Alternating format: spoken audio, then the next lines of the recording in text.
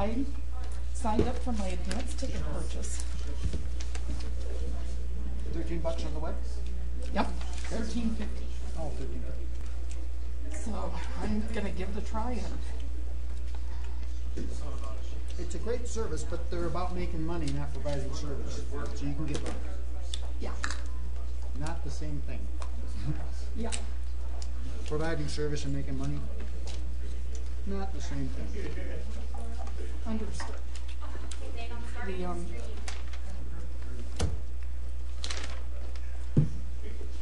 So Tim and I have discussed the amendment, Fifth Amendment, and Kristen. So we think we're fine. okay. Pay-per-view. I was going to say pretty clearly that we do hope to make the Veteran Rights Project whole in 2013. Okay. And in fact, maybe we make that decision here. Oh, Mr. Greedy. I'll try. Okay, I can't take any notes. see how because far I don't that know goes. him. Yeah. More money than somebody. Thank you for subvention. Yeah. Are you going after CNAC now? No. Good. Okay, well. Good. How about you? Good. How's everything? You can have- Like, it's hanging in there. Right? We'll try and play nice. So where is Victoria today? My first smartphone. She's at a county meeting or something? There's a, we've been working on this transportation impact fee. Oh, And there's a, for 2 years. yeah. So they've been kind of going back and forth, and they had a board meeting today. It's agonizing at this point. I mean, you've been talking about this for 2 years. Yeah, it's just, It's about impact fees back and that forth, would, back and forth, back and forth. impact fees that would provide roadway improvements related to private development portfolios. Yeah. You can't type. So you gotta.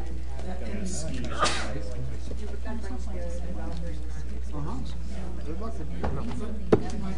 She. That's right. She pretty much had it. It's just when you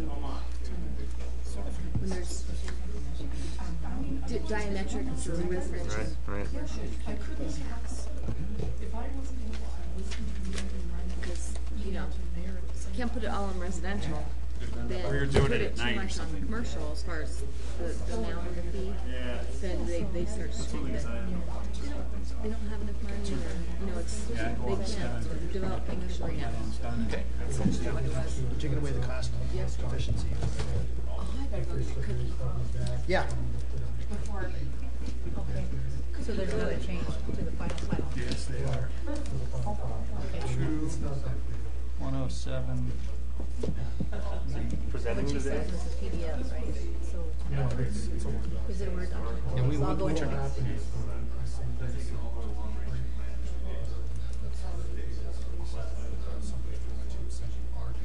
Okay. So we can do, yeah. So did you send Craig the maps that he sent out, or did? No, we got it from Federal. Okay. Can you get me the ones for the racing? What's in existence right now? The reason is Central Home Range. Yeah. Yeah. Wow. But after the changes, or as they sit now? Okay. So I would like to have my TPR if you can do that. And that way I can distribute those, so that way they can see the before and after. Okay? We don't have them. That's one of the ones that they're asking us to do the work. Okay, so we have plenty of time. And Jim leaves office pretty soon, doesn't he?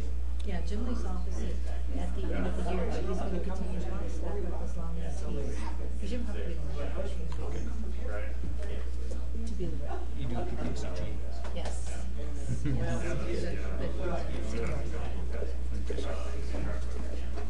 So, I'm sorry.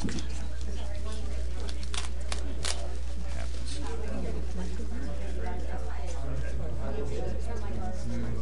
Okay.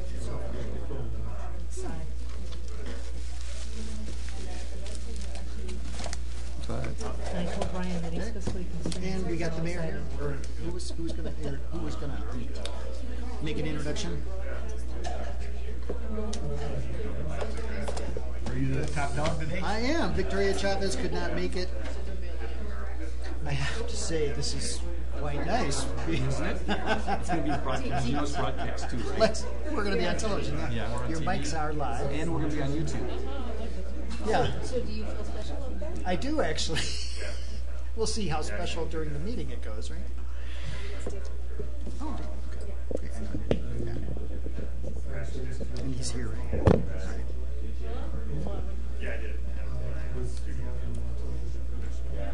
Hey, Craig, should I bring up those minor roads in Palmer Lake or wait till the next thing? Okay. Maybe I know. Just a background. It's going to take about 4 months to actually do this. So this is just giving background on how the process is going to work. I just don't do this. I don't know. I'm not ready to just read the writing. Could you do that and could listen? I'm in the way I usually have a deal. Give her a time and she tries to make the time. David, 3:15, no later. Oh, yeah, that would be great. we don't kind of stay that long. Because I just help you a lot. Thanks for having us. Are you responsible I do for that write too? well. I like how I write. Very nice. We're coming back. Yeah, that's a nice deal. But the only way I'm never gonna get them to fill this in. Yes, I am all for You know, it. Dave, you're making us look bad. We had a meeting up in Monument last year and nobody showed up but me. Well, see, that's why I woke up this morning. You can say, Doug, I'm gonna ask. And then I cut their bus. And then I cut their bus. Well, I cut yours too. Yeah, you did, didn't you?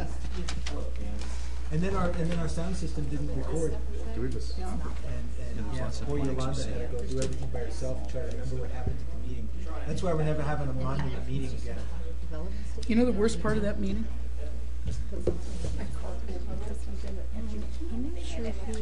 Yolanda, how are we doing with quorum?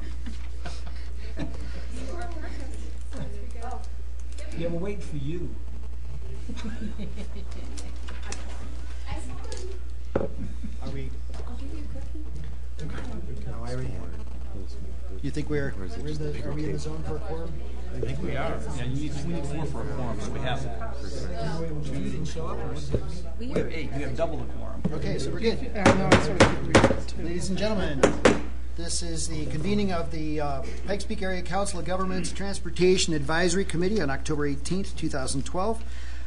We are here in the city of Woodland Park, and we are being hosted by the city manager and the citizens of the city of Woodland Park. And we have David Buttery, the city manager, that would like to say a few words. Thanks, Dave. On behalf of Mayor Turley and the city of Woodland Park, welcome.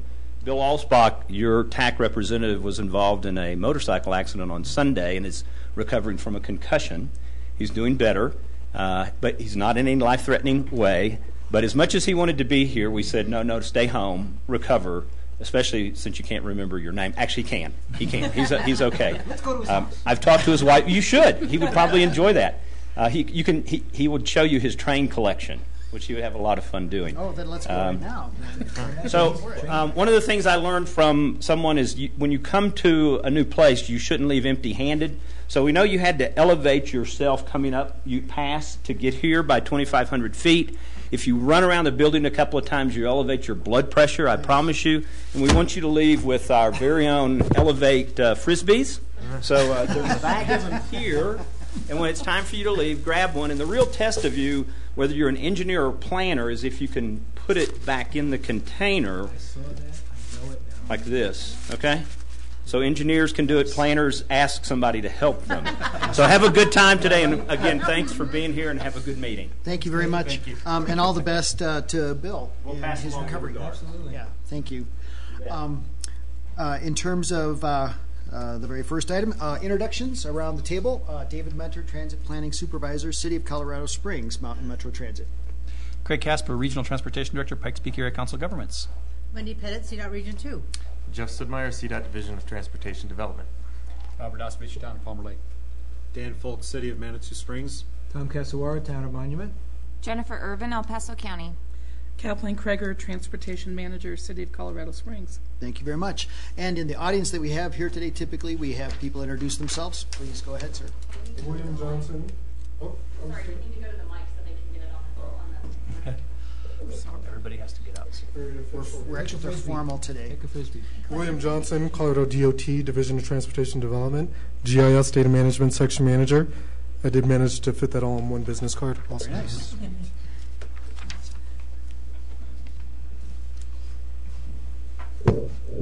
Kim Hubble, CDOT, Division of Transportation Development, and the GIS Section Manager.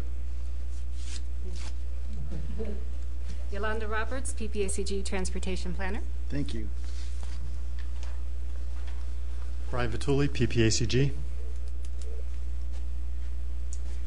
I'm Raymond Wynn. I'm an intern at the Transportation Department at PPacg. Thank you. Ken Prather, PPacg Transportation Planner. Thank you. Brittany Good, Senior Grants Analyst, City of Colorado Springs Transit Services Division. Thank you. And I think we have one more person far in the back that I can repeat a name up here in the front. Suzanne Brown from City of Woodland Park is in the back, making sure that our microphones are working. Just a little bit of a call, a program note here. Restrooms are out the door to the left. Your microphones are live. There is no on and off switch. Beware. And I believe we're being televised. So no makeup though, I guess, right? So in terms of our agenda, we did have a request, I believe, for before we approve the agenda to move item number 7, which is discussion about a recommendation for the Transportation Improvement Program amendments, to near the end, probably just before the CDOT funding report. That would allow a chance for one more, I believe, person to come that is not here yet. Do we have a motion to approve the agenda with that thought? Second. Any discussion? All in favor? Aye. Aye. All opposed? The motion carries. At this time, we have public comments for anything that's not on the agenda. For members of the general public that would like to approach this board, please step up to the microphone. Seeing no one, we'll move on to the next agenda item, which is number 4, approval of the minutes from the previous September 20th Transportation Advisory Committee meeting. Have you all had a chance to look at them? Move approval. Second. We have a first move and a second to approve the minutes from the September 20th TAC meeting. Any discussion? All in favor? Aye. Aye. All opposed? And the motion carries. This time we have the Board of Directors report from PPacg. Is that Craig? I guess it is, since Victoria's not here. The board approved the items that you just saw in the minutes. There was a brief discussion on the stack agenda and how to get information that the stack will be discussing to the board for the stack representative to consider before the stack meeting happens. We ran into the age-old problem. A lot of the information from stack is a handout at the meeting, so it's really difficult to have an in-depth, detailed discussion. I made the mistake of doing a free-flow sort of discussion at the board, which the Transportation Commissioner was not a fan of. So now we are going to have a meeting with the Transportation Commissioner on the Monday or Tuesday prior to the board meeting, and the PPacg board chair to bring up issues. And we're going to try to have a handout that will be on the table at the board meeting that lists the items and potential issues that could come up with those items. But we're going to need some CDOT help with that. And we're hoping CDOT can help present the stack agenda per the discussion at the board to My try pleasure. to further our board's understanding of what the stack will be discussing. And generally the stack meetings are 2 days after the board meeting, and they're on Friday. So that was, I guess, a major point of discussion at the PPacg board. I have a question on this item. Please go ahead. Craig, you go to the stack meetings on a regular basis. Yes. I go on an infrequent basis. Has Commissioner Gruen been at a stack meeting in 2012? Commissioner Gruen has never been to a stack meeting. Oh, I was going to do it year by year, but thank you. So, an interesting trend is the executive director of CDOT used to attend STAC meetings. That no longer happens. that no longer, well, I guess my question is, then why would someone who never attends STAC, has never attended STAC, be Interested? Nicely. be scrutinizing how we address what is happening at STAC and the agenda? My understanding is he feels that there's been some miscommunication between the issues that PPacg board members have when they have individually with Commissioner Gruen compared to what the discussion that happens at the STAC and the board as a whole. If I may. Oh, please do. I'll let my steam come back down for a minute. I don't want to speak for Commissioner Gruen, but I think we wouldn't want you to either. But I think one of the things that he was concerned about too was just having some clarity on what were the perceived issues that PPacg, the board, or the TAC for that matter, were interested in him following up on. And I think that was one of the his concerns in hearing the STAC report is he was kind of like, I'm not sure what what you're asking me to respond to. So I think that was part of his intention, was trying to get a little better idea so that he could go back and follow up on some of these issues. I'm willing to listen to the revised STAC agenda presentation at the next board meeting, but I will let you know that I'm concerned that this MPO is taking yet another step back away from understanding and knowing what's happening at CDOT. And one of the issues that I brought up in my free flow sort of presentation, must have been a good one, Craig. It was. I had a lot of blank looks by the time I was done, unfortunately. Sort of like here. One of the potential issues is the STAC was talking about the 2014 CDOT agenda, because in November, I believe, they have to present it to the legislature, what they think the 2014 budget is roughly going to look like. April, okay. So it's much later. And I'd recently had a conversation with CDOT about the 2014 resource allocation, PPacg's share of CDOT's budget. PPacg in the congestion mitigation air quality has an agreement that the way to figure out distribution of funds includes vehicle miles of travel on the NHS system. The NHS system, as we're about to hear, is changing. CDOT's suggestion to the Transportation Commission is to not use the NHS system for CMAQ resource allocation, but to use the old percentages. Also, to further complicate issues, the transportation alternatives, in addition to the 30% reduction in funding for TA, which you saw, the governor opted into the recreational trails program, so CDOT is losing $1.5 million a year off the top that's being transferred to the Department of Natural Resources for the recreational trails. And the governor is also interested in the compressed natural gas and electrical refueling stations on a statewide basis. MAP 21 included the possibility that CMAQ money can be spent outside of non-attainment areas if you're doing refueling for alternative fuel vehicles, and the governor is extremely interested in pursuing that, which will again take additional money off the top in CMAQ, a level we don't know.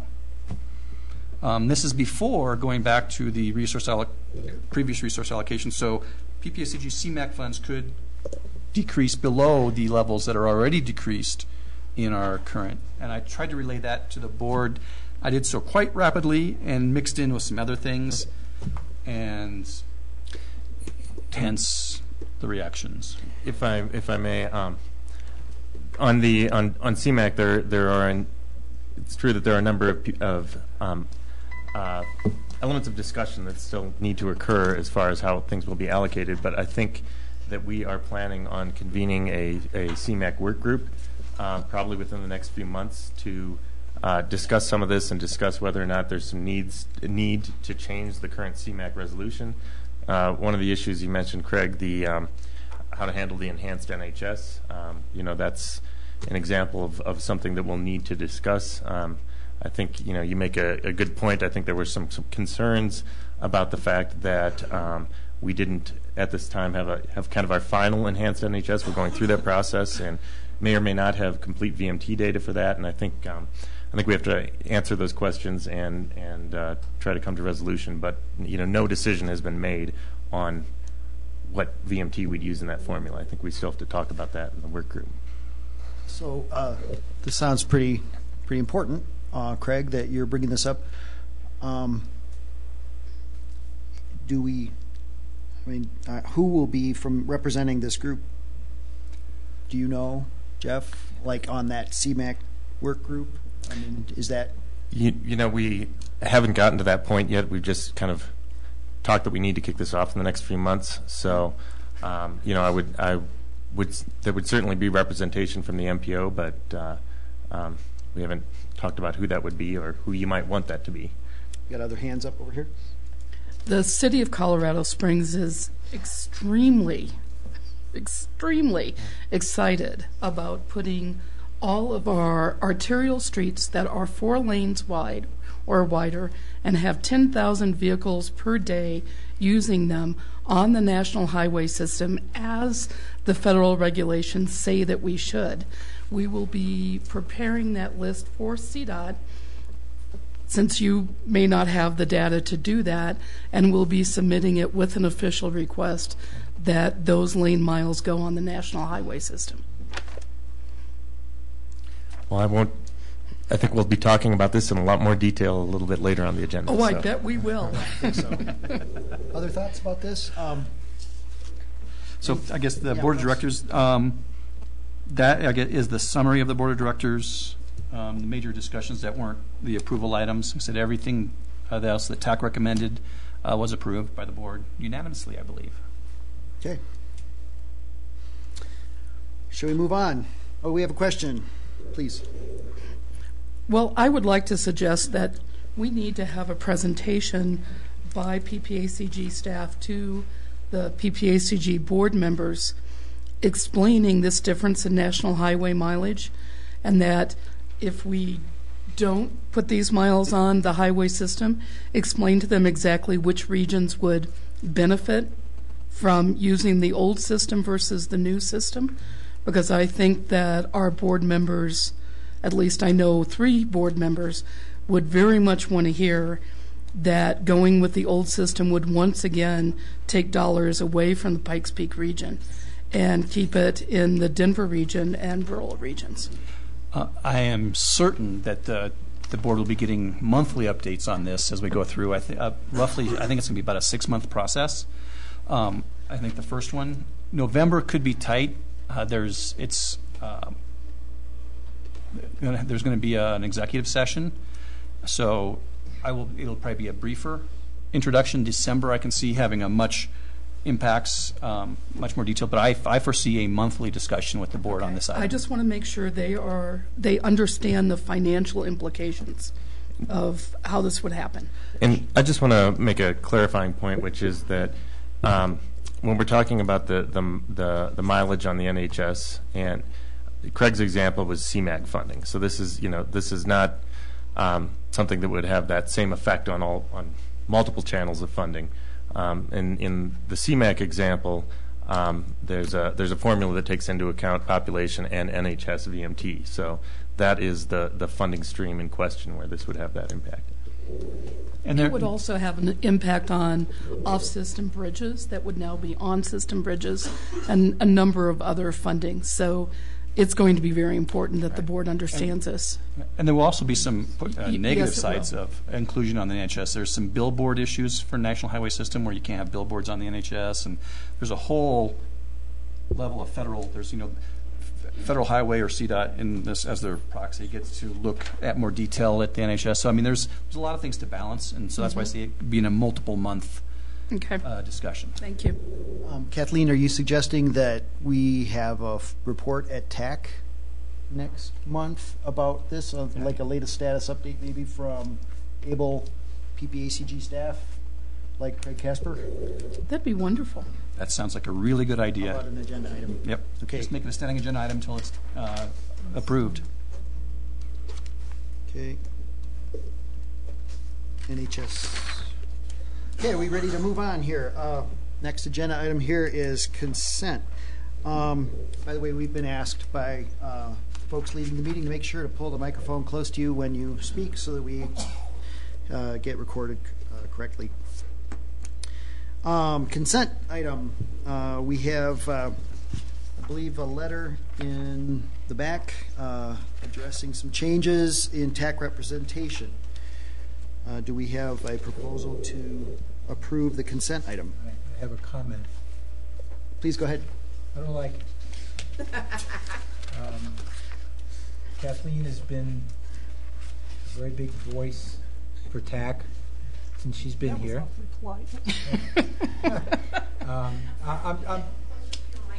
I'm sorry. Well, I said I don't like it, and I still don't. I'd like to say that if you do leave, TAC will miss you, and I think you've been sort of a leading voice, helping us all to guide through some of these topics that not all of us know as much about as you do. So I hope your replacement will be equally vocal and up with everything, and I'm sure you'll talk a lot. So it's just kind of it's playful. I just wanted to let you know that I'm sure everybody else here appreciates the work you've done. Thank you, Tom, and I'm sorry that I need to become an alternate rather than a full-time member of TAC, but my other job responsibilities at the city are really requiring that I do that. However, Tim will make a wonderful TAC representative, as he has in the past, and any time that things aren't going well, you can count on the fact that I'll be back. Or whisper in his ear. Or, oh, no, I scream in Tim's ear. Nice. I'll step down and let him sit up here then. I promise to next month. So that was a comment. Do we have a motion to approve the consent item? I'll move it. I'll second. Thank you. Thank you. Any discussion? I just have a question. There was a follow-up. Was this the right appointment for the Air Force Base, or did that change? There was a follow-up email.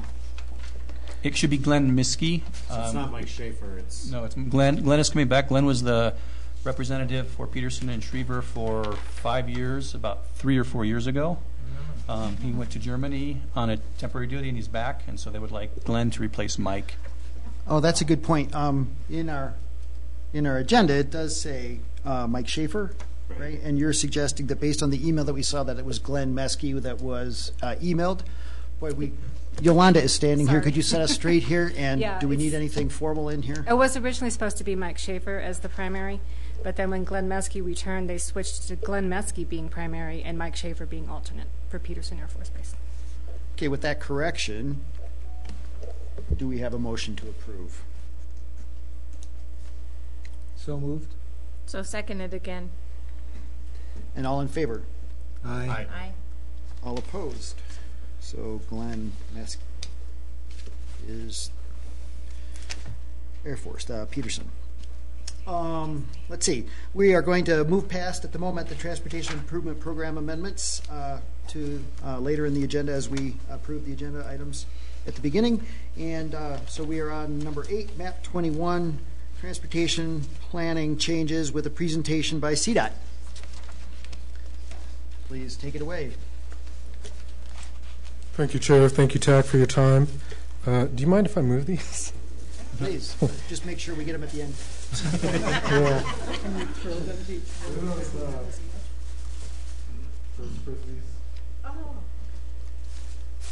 Mostly because I don't want you to grab them and throw them at me while doing this presentation. And I'm going to do this the low-tech way. If you could please refer to the document titled Guidelines for Reviewing the National Highway System and Principal Arterial Routes. Does everybody here have a copy? I have some extra copies up here. I think there might be an extra copy in the back if anybody needs one. It's this document here. Okay, let me fill you in on the background of this. Under the Moving Ahead for Progress in the 21st Century Transportation Bill. It is a 2-year transportation bill. There was a significant change to the National Highway System, NHS, that was made that deals with the elimination of the statutorial limitation on the NHS Centerline Mile, as well as inclusion of all principal arterial routes under the NHS. The important thing to recognize here is that the NHS is both state highway and local roads. So jurisdiction or ownership of a road has very little bearing on what can be classified as national highway system. That said, when the change was made, all those principal arterial routes, it became NHS. FHWA gave us effectively 10 business days to review what would be put onto the NHS. That is, they asked us to review the principal arterial routes. You have 10 days. A lot of people didn't have time to respond to that. So, effective October 1st, what we had submitted in our 2011 Highway Performance Monitoring System report to FHWA and was classified as a principal arterial non-NHS became part of the NHS. And that's important, especially because for local jurisdictions, they weren't able to look at the data set that we sent them for off-system roads. We've talked to FHWA and we've agreed that 6 months is an appropriate time to conduct a more thorough review of what is on the NHS, specifically dealing with the principal arterial routes. And at this time, we are asking for assistance with the MPO as well as our region offices of CDOT to perform that review. The expectation there is that we really want them to work with the local jurisdictions because there's a lot of impacts that come with being on the NHS. While I'm not going to stand up here and tell you being on the NHS is a bad thing, I definitely want to give you some things to consider with what comes on the NHS. And I more or less refer to it as the elephant in the room. So what does it mean to be on the NHS? Well, it means that your roadways, they fall under a different design standard. NHS has a standard that is approved by FHWA, and for state highways as well as local roads that will be on the NHS, they have to fall under that design standard as well. Additionally, they will have performance measures applied to them. And what this means is FHWA under MAP 21, as well as historically, they have been pushing us more towards decision-based or data-driven decision-making and really using performance measures. Those performance measures are created by the Secretary of Transportation, and there will be consequences if roads are not meeting that performance expectation. Additionally, I think Craig had mentioned outdoor advertising. Outdoor advertising, there are restrictions for NHS roads. CDOT is ultimately the ones responsible for enforcing those restrictions, irrespective of actual ownership. So if it is a local road that is on the NHS or a state highway that is on the NHS, the outdoor advertising restriction is irrespective of who owns it. Also, CDOT will be required, yes ma'am.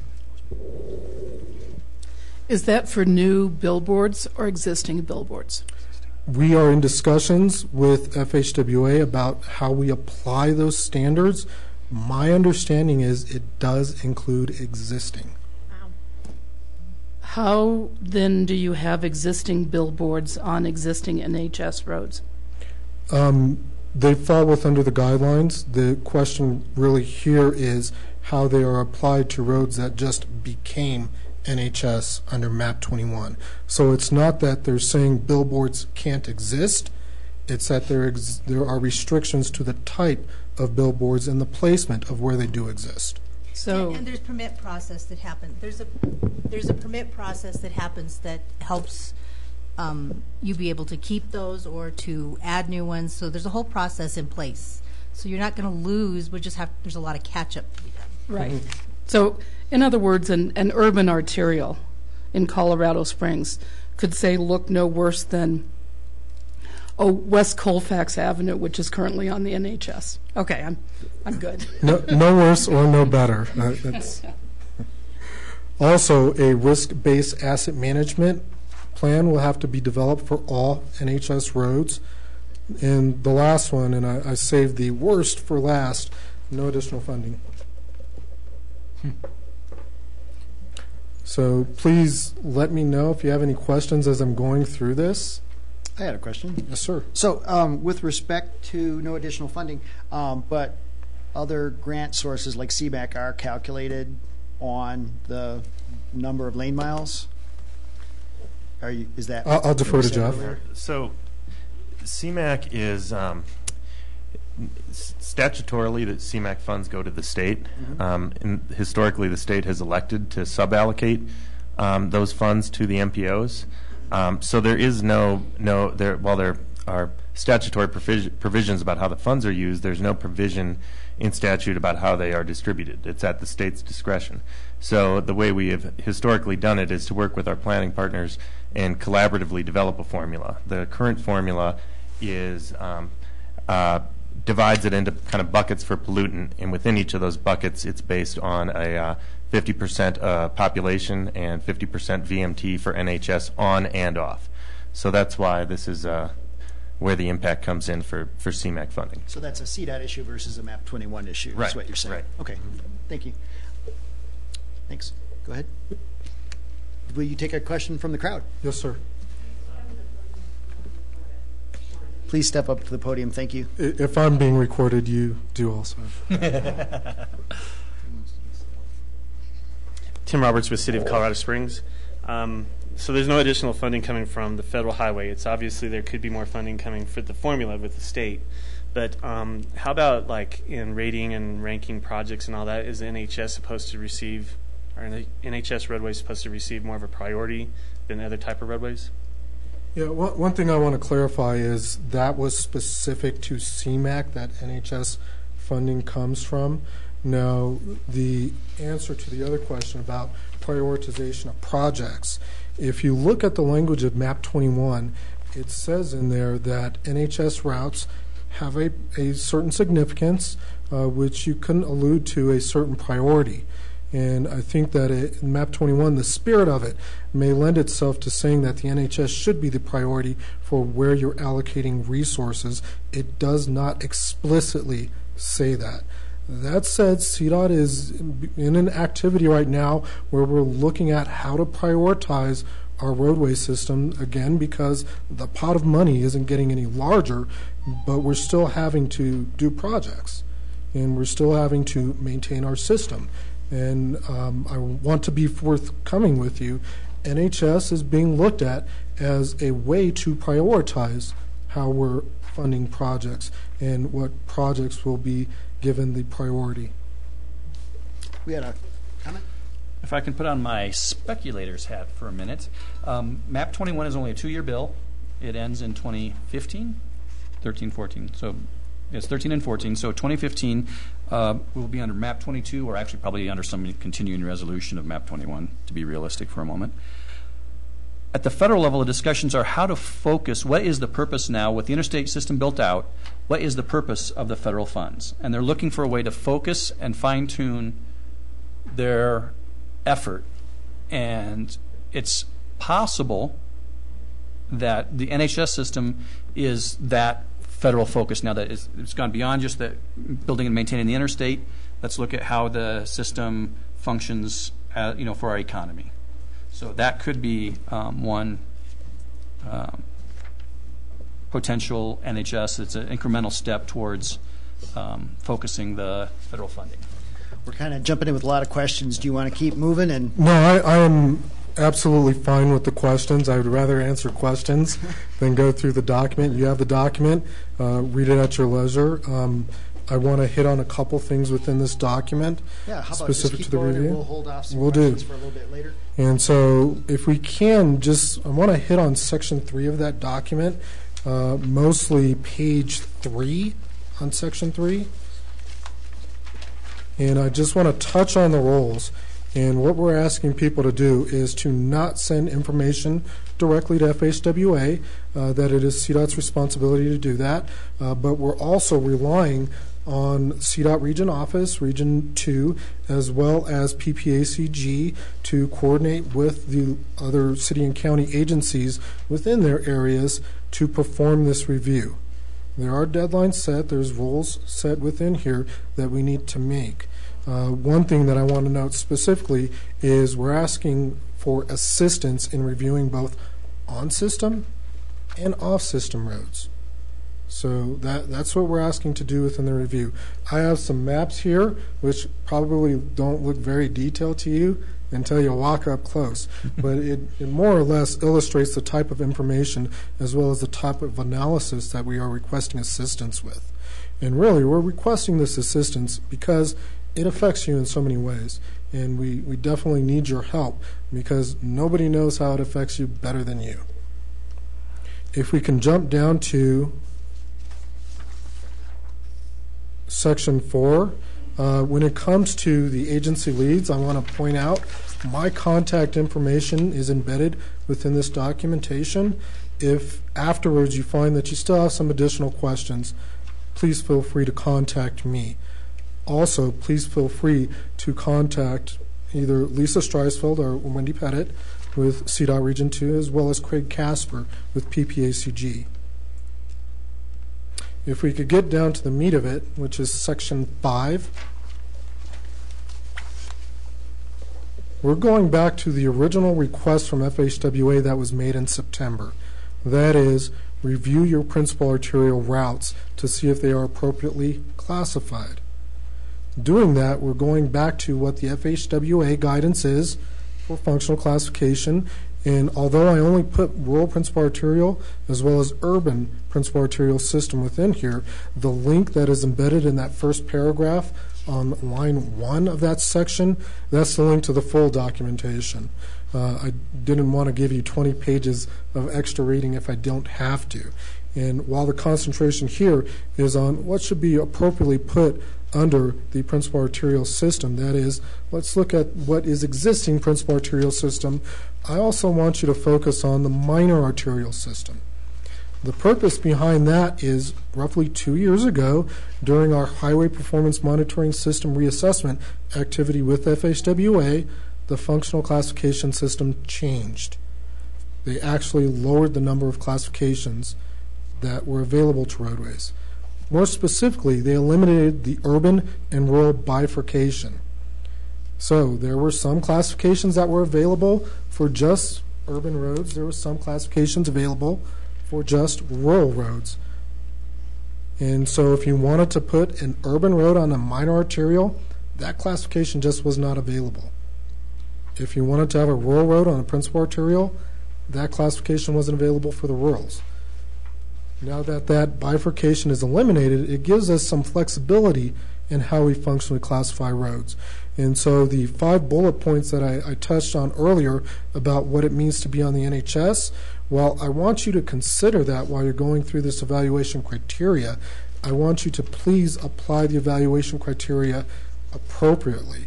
And that is irrespective of whether or not it's good or bad to be on the NHS. What we've been requested to do on CDOT's part, and what I'm asking your assistance with, is identifying what should appropriately be placed as a principal arterial. All this knowing that if it's going to be a principal arterial, yeah, it's going to be on the NHS. And so if we look at the criteria here, and this is where the information can lend itself a little bit better, is we're looking for corridor movement with trip length and density suitability, substantial statewide travel or interstate. It's not a short road if we're looking at a rural principal arterial. Additionally, movements between all or virtually all urban areas with populations over 50K or within that area between 25K, that's what we're looking at also. And so if I'm going to refer to these maps behind me, and I have this cool laser here, we have information about what the population is. We're using the 2010 census data, and I have to tell you that within the Pikes Peak area, I definitely want you to consider the roads that will be traveling to other areas for rurals especially.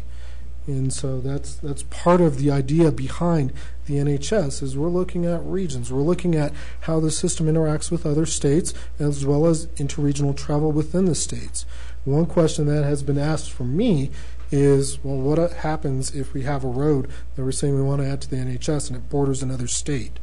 That's where I say I'm your man to talk to the other state and coordinate that activity. Sometimes Pueblo feels like another state, so.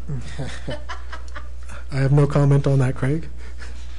If we look at the last one, integrated movement without stub connections. And while we don't have to worry about international boundaries or being on the coastline in Colorado, one thing that we have to consider is mountains. And definitely within the Pikes Peak area, if we have a stub connection within the mountain, it's my job to help you explain and justify that. As we go down to the urban principal arterial system, let's look at the second paragraph in there. The urban principal arterial system carries most of the trips entering and leaving the urban area, as well as most of the through movements bypassing the central city. In addition, significant intra-area travel such as between central business districts and outlying residential areas. Now, why I want to state this one or point this one out for distinction is that I've had a lot of questions about business routes and eliminating business routes from the NHS. One reason could be outdoor advertising. Another reason could be the standards for geometric design of the roadway. That said, again, I'm asking you to please consider the evaluation criteria and apply the evaluation criteria appropriately. Yes, sir. One thing that I've heard in discussion amongst other MPOs is how the NHS system, given MAP 21's emphasis on freight travel, is impacted by restriction of trucks.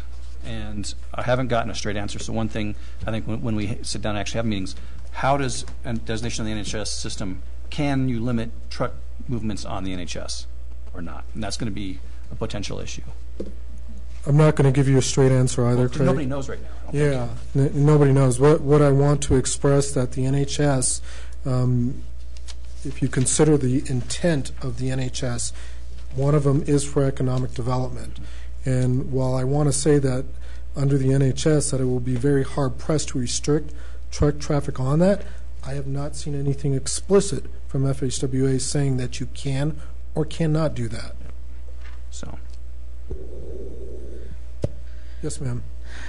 Would there be a difference between restricting truck traffic and not having it be assigned as a truck route? That is a big difference.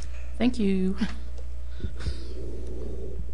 Yes, sir. Question: is this just FHWA type of stuff, or does this relate to FTA funding for transit or FRA for freight rail improvements? Do you have any information?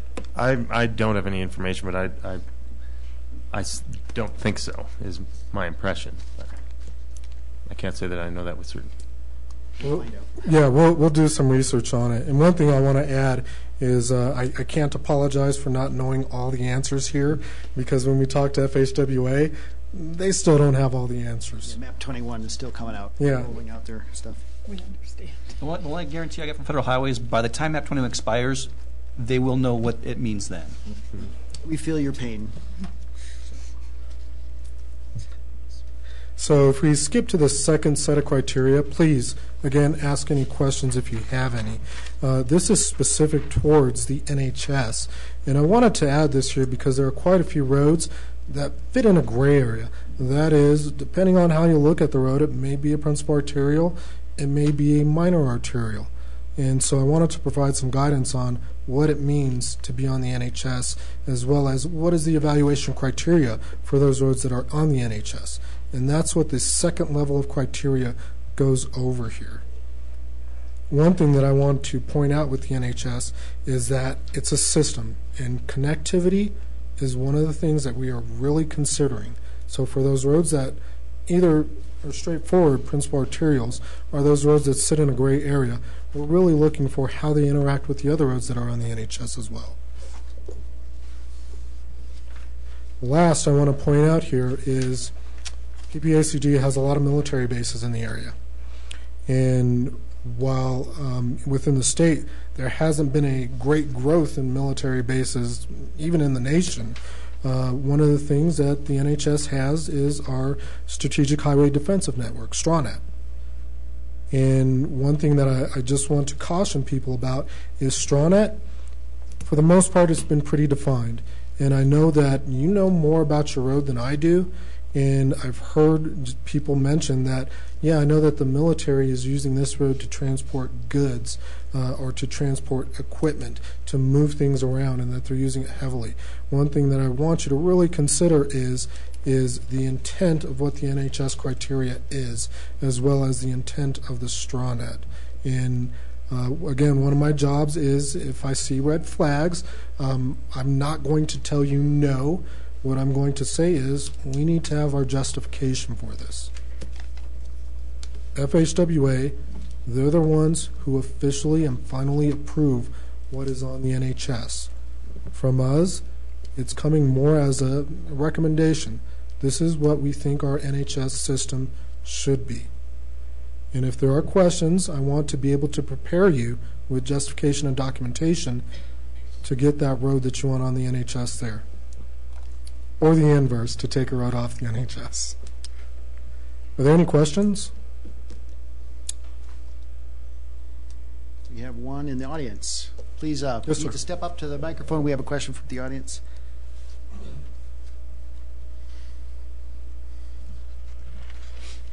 Tim Roberts again. We definitely have some planned roads that would meet the NHS requirements, but they're not constructed yet, although we have a mechanism to have a lot of them constructed. Have the parameters been set yet to add them to the system? Can we add planned roadways to the system, or can you kind of clarify that approach? Yeah, officially planned roadways can be added to the system. There is one that is in Pueblo that's been there for a number, I want to say 15 years. That's how long they've been planning on that road. That is part of the NHS, so that can be done. What I would ask is to work with Craig Casper, work with me for any of those planned roads that you want to be identified as being on the NHS. Of course, FHWA will require documentation for that.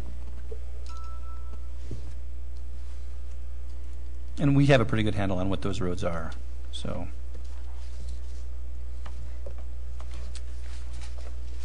No Wow. additional questions, right? Yeah, We're easy. That's a lot. You're an easy group. I wanted to thank you for your time. Of course, my information is embedded within the document. And what can I say? We really would appreciate your assistance with this. So it sounds like you're asking us to make sure to be in dialogue with you and with Wendy Pettit and Jeff and Craig. And Craig. And in going forward here in the next probably 3 months. Yeah, I am your contact as opposed to Jeff on DTD's side. So please use me as you need to. Okay, Craig?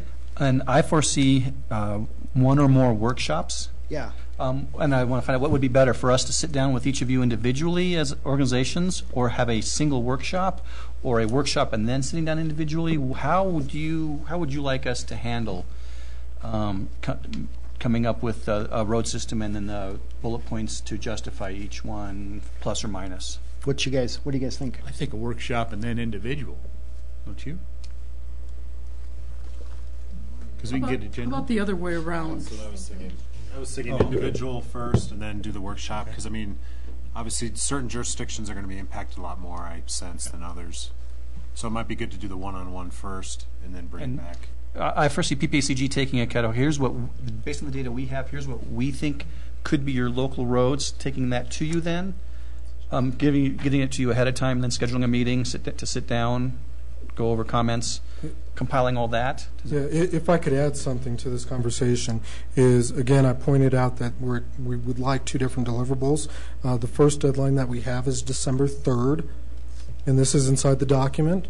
December 3rd for an on-system review, and then January 15th for a local road review. December 15th? January 15th. Sorry, did I say December? I'm wishing it's December 15th. January 15th. And would that effort happen at a formal TAC meeting with you, or it'll be a separate? I see it as a separate deliverable. I would like a formal action by recommendation by the CAC and board on this is what we think, so that that thing adds a little bit of officialness and emphasis to what we think this system is. So just looking at the December 3rd date that you're talking about, We would have to have something from the TAC. or something from the board for the November meeting, then that would be hard. That would be really hard. I heard that Craig's wife cooks an awesome Thanksgiving dinner, and you're all invited over. We'll have maps and. What do you? Wow, that is a pretty short deadline. If we got to get something in by next month, how does all that happen? Craig, do you got any ideas? I honestly don't know. The on system, to me, the on system is easier because most of the system is on now. So I think what would be helpful is take a look at the state highways in your area, whether they're on or off, and tell us if they're on and you think they should be off. If so, why? Or if they're off and you think they should be on, tell us why. We'll compile that and then bring that back to the TAC at the November meeting. I think that's the best we're going to do. Should we have a workshop with you, with all of us, before the TAC meeting? That would be great. Maybe we have maybe more of an email discussion. Well, let's see how it goes. I think this may be one of those airplanes we build in flight. So start with email, and then So we'd have to do that probably the next 2 weeks. Yep. And then decide if we're going to have a workshop before the next TAC meeting, right? And for El Paso County, one of the comments that PPacg submitted was to add State Highway 94 at least out to the Schriever turnoff to the on system because it is the main gate. So we thought that at least that segment should be part of the NHS. It's not now. Other than that, I don't think we in Palmer Lake we had some questions because there was a piece out. So I've got a road that is considered by the Federal Highway as a major rural collector, and I don't know where to go to find out how I got that classification or what, but I don't want to lose the classification because I want to upgrade federal aid. Yeah. Right. Well, I went to FHWA to the map, and we're not even on the map. So, and the State Highway 105 that comes into Palmer Lake does not even. Yeah. So and that's what it's not even there. Sitting down with you more. Green Mountain Falls, US 24 is on the system. It will remain on the system. Yeah. So, Manitou. So, 24. Yep, 24. See that right away. So hopefully. The on-system December 3rd will be an easier, like I said, the big ones are like 94 and the 105, 115s. Those will be the bigger ones. So what do you think? Should we kind of give Craig, you'll lead an email discussion with us here probably by November 1st. And then that might be a go, no-go decision date for you to decide whether or not to set up a workshop before the TAC meeting? Yep. Something I'm Based on how that considering, discussion goes? making this up as we go along, sitting here at the table. Some of you have heard we've been working on embedding Google Earth into our website. We actually have that done, more or less, and some of the data to fill it. We haven't gone public with it yet, although I can give you all the address to get that. And what we can do, instead of sending out a PDF or GIS file for you to look at, it's embedded in Google Earth, so you could just go and see what's there, what's not in your area. That should make it easier, and then you can make comments and send them back. I think that might be a way of expediting this, instead of trying to get you a PDF or a shapefile for comments. Chair, I believe you have a question over here. Greg, we've been talking a little bit about the change, to the PPacg boundary.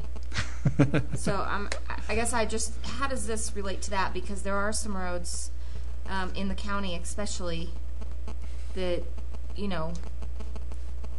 with the possible change in boundary, how does that affect? How do we address that? What maybe we comment on the roads that are inside the metropolitan statistical area, the two-county area, and provide that because Central Front Range is they don't have the staff to do that. So maybe PPacg assists CDOT at least insofar as El Paso County, maybe some of Teller County, to help with that designation. Because when we get the data files, we get them for a bigger area. We don't just get the clipped. And also, I would like to add, please use the CDOT region staff, specifically Region 2 staff, to assist you with any questionable areas that you have. Yep. So I think that would be a better way to do it, because some of the existing NHS literally are the boundary of PPacg. So I think it would be appropriate for PPacg to at least comment to CDOT as part, whether it's PPacg or Central Front Range. I think that would be completely appropriate, and it simplifies it for CDOT, I would think, too. So. Okay. Sound I see good? one more Anything question else here. We got another guy. One Yes, more sir. question. When will Federal Highways redo this whole process? As in redoing the process for Updating the NHS? For updating the NHS, from what I heard, the process remains the same, and we're still going to follow that process. Cycle, though, when they go through this? Typically, when a road is added to the NHS, it either goes to a major reconstruction or it's a brand new road. And during that period, that's where our region staff, they work with the local jurisdictions as well as FHWA to correctly add things on or off the NHS. I guess another question that I should add is how often do we review the functional classification of roadways? And with that, I will tell you that CDOT is going to have to change the process on that. In our neighboring states, they do it much more frequently than CDOT. We haven't looked at the functional classification of roadways in about 10 years. Last time we did it was when we received the last census information. Just for extra information, last time we looked at the NHS thoroughly was when it was created. That was between 91 and 1993. It's been a while since we looked at a couple of these roads. And when it comes to what the functional classification of roadways should be, we want to move to a thing that's more yearly as opposed to every 10 years of looking at what functional classification roads are.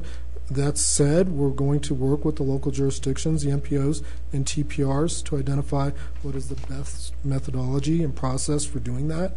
As for the NHS specifically, again, what I want to point back to is FHWA has expressed that the process that they have is going to remain pretty static. The only thing that has changed within that process is the statutorial limitation on the NHS, in that it is still a cooperation between the state agencies, CDOT, the local agencies, and FHWA, and that FHWA has the final approval of what goes on the NHS. Well, the reason I brought that up is the question came up about future roadways and when to put those on.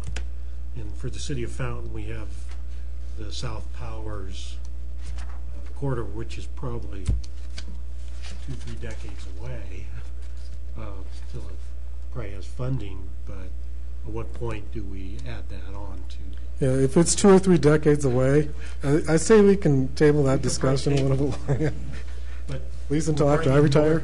We're trying to get the North Powers connection to 25 much sooner. As far as future roads, what was mentioned in passing is if you have a funding source or a decision document, NEPA decision document on an alignment, those they're pretty comfortable adding them in those cases. So.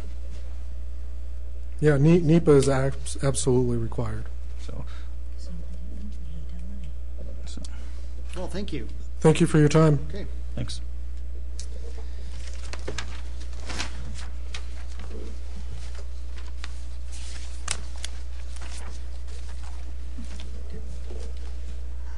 Moving on to the next agenda item here, we are on number 9, 2040 Regional Transportation Plan, Public Participation Plan, information by Yolanda Roberts, PPacg. Hi, I'm Yolanda Roberts, PPacg. PPacg is required to update its public participation plan for each long-range planning effort, and I think you guys all know that we are just now starting development on the 2040 Regional Transportation Plan, so that's why this is required. This is a very, very brief introduction today because you're going to be seeing this a lot. If you look at the red thing on your memo, this is going to come back in November, also information, and then December for recommendation. So I'm just very briefly, you just got it on Tuesday, so I don't know if you've had a chance to look at it. It's a rather long document. There are some questions on the second page of the memo. If you want to look at them, fill them out. The only new things that we added was stuff that's in red. So anything that was in red in your plan, that is new. So that's new stuff. Look at, do you like the media kit? Do you like this? Do you like the messages, the strategic messages? How do you want to change it? Anything like that. Next month, I'll be coming back with this. So if you do have any changes, just send me an email, things that you might want to eliminate or things that you want to add. So I don't know if anyone had a chance to actually read it yet, since you just got it. So, but if anyone has any questions. Yeah, I have a question on it. Yolanda, just in general, this is a similar public participation plan in concept at the moment as was used in the 2035 That update. is correct. Is that right? That is correct. And actually, you have some areas that might need updating. With There's transit? page 9, Okay. Public transportation plan. Also, it talks about, well, we're going to be going to CCOST, so you know, is that still correct, what we have written there? So you might want to look at that. Okay. Then the non-motorized plan, I think we might be partnering with the city, so we may need to change the text that's written there. Then the target audiences, you guys might want to look at that to see, you know, do you have any different target audiences or somebody new that's come up? So those are other areas that you might want to look at. Thank you. And then I'm sorry, you didn't ask your question. Okay, well, thank you. And then, Craig, you know, just in terms of this whole effort for the 2040 plan, this is considered a new plan, not an update, like the 2035 was an update. No, they're all new plans. I distinguish them. There's amendments to an existing plan, and there's an update to a plan. Okay. So what we did to 2035 was an update. This will become an update also.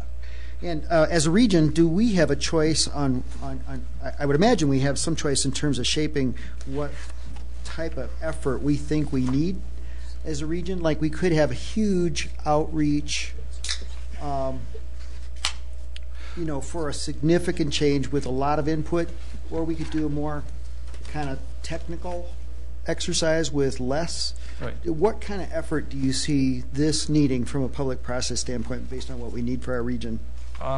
I see this as a less. The current plan was adopted in January, so 9 months ago. Mm-hmm. We adopted the current plan. Normally, you do plans every 4 years. This is an accelerated. This is a 2-year cycle. I don't see things changing so dramatically in the next 2 years as to warrant a full. You know, when we did the first 2035, we had the roundtables where we had people come in and draw lines. Yeah. A lot of that's still valid. In fact, the only thing that's changed is our funding has actually gone down. So if anything, we're tightening up, reducing our plan, which creates more controversy but requires less effort, if that makes sense. Well, it creates more need for public outreach but less technical because you're just... that said, however, because of the 2010 census, we need to do a new small area forecast, something Ken knows, but we haven't really. The census, in their infinite wisdom, we have different TASs. So we have to update our travel model to include the 2010 census. We will include our new household travel survey and new TAS boundaries, so that's going to change. We have to do that. That's going to take about a year. We hope to have that available, well, we will have that available to help with the project analysis. But with the other things, the non-motorized plan update, the human services, the transit plan, I don't see significant changes. We have performance measures. What I fully see able to do is changing the evaluation criteria that we apply to the performance measure and how it's applied. But we do have a performance measure plan, so we're somewhat better off than the rest of the state.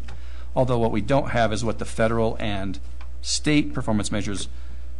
The FHWA and FTA are going to set federal levels that the state can choose to exceed if they want, but it'll be you have to do at least this. The state then gets to say, okay, in this area we want to actually exceed the performance measure that the federal government has set.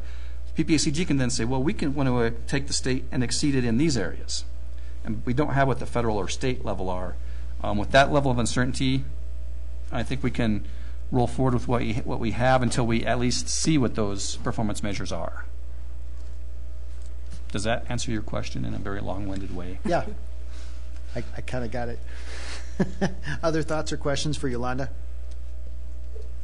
Okay, more to come. More to come. And we'll have an agenda item. It sounds like next month. Okay. And December as well. Thank you. And one thing I need to point out, normally federal requirement is a 30-day public comment period.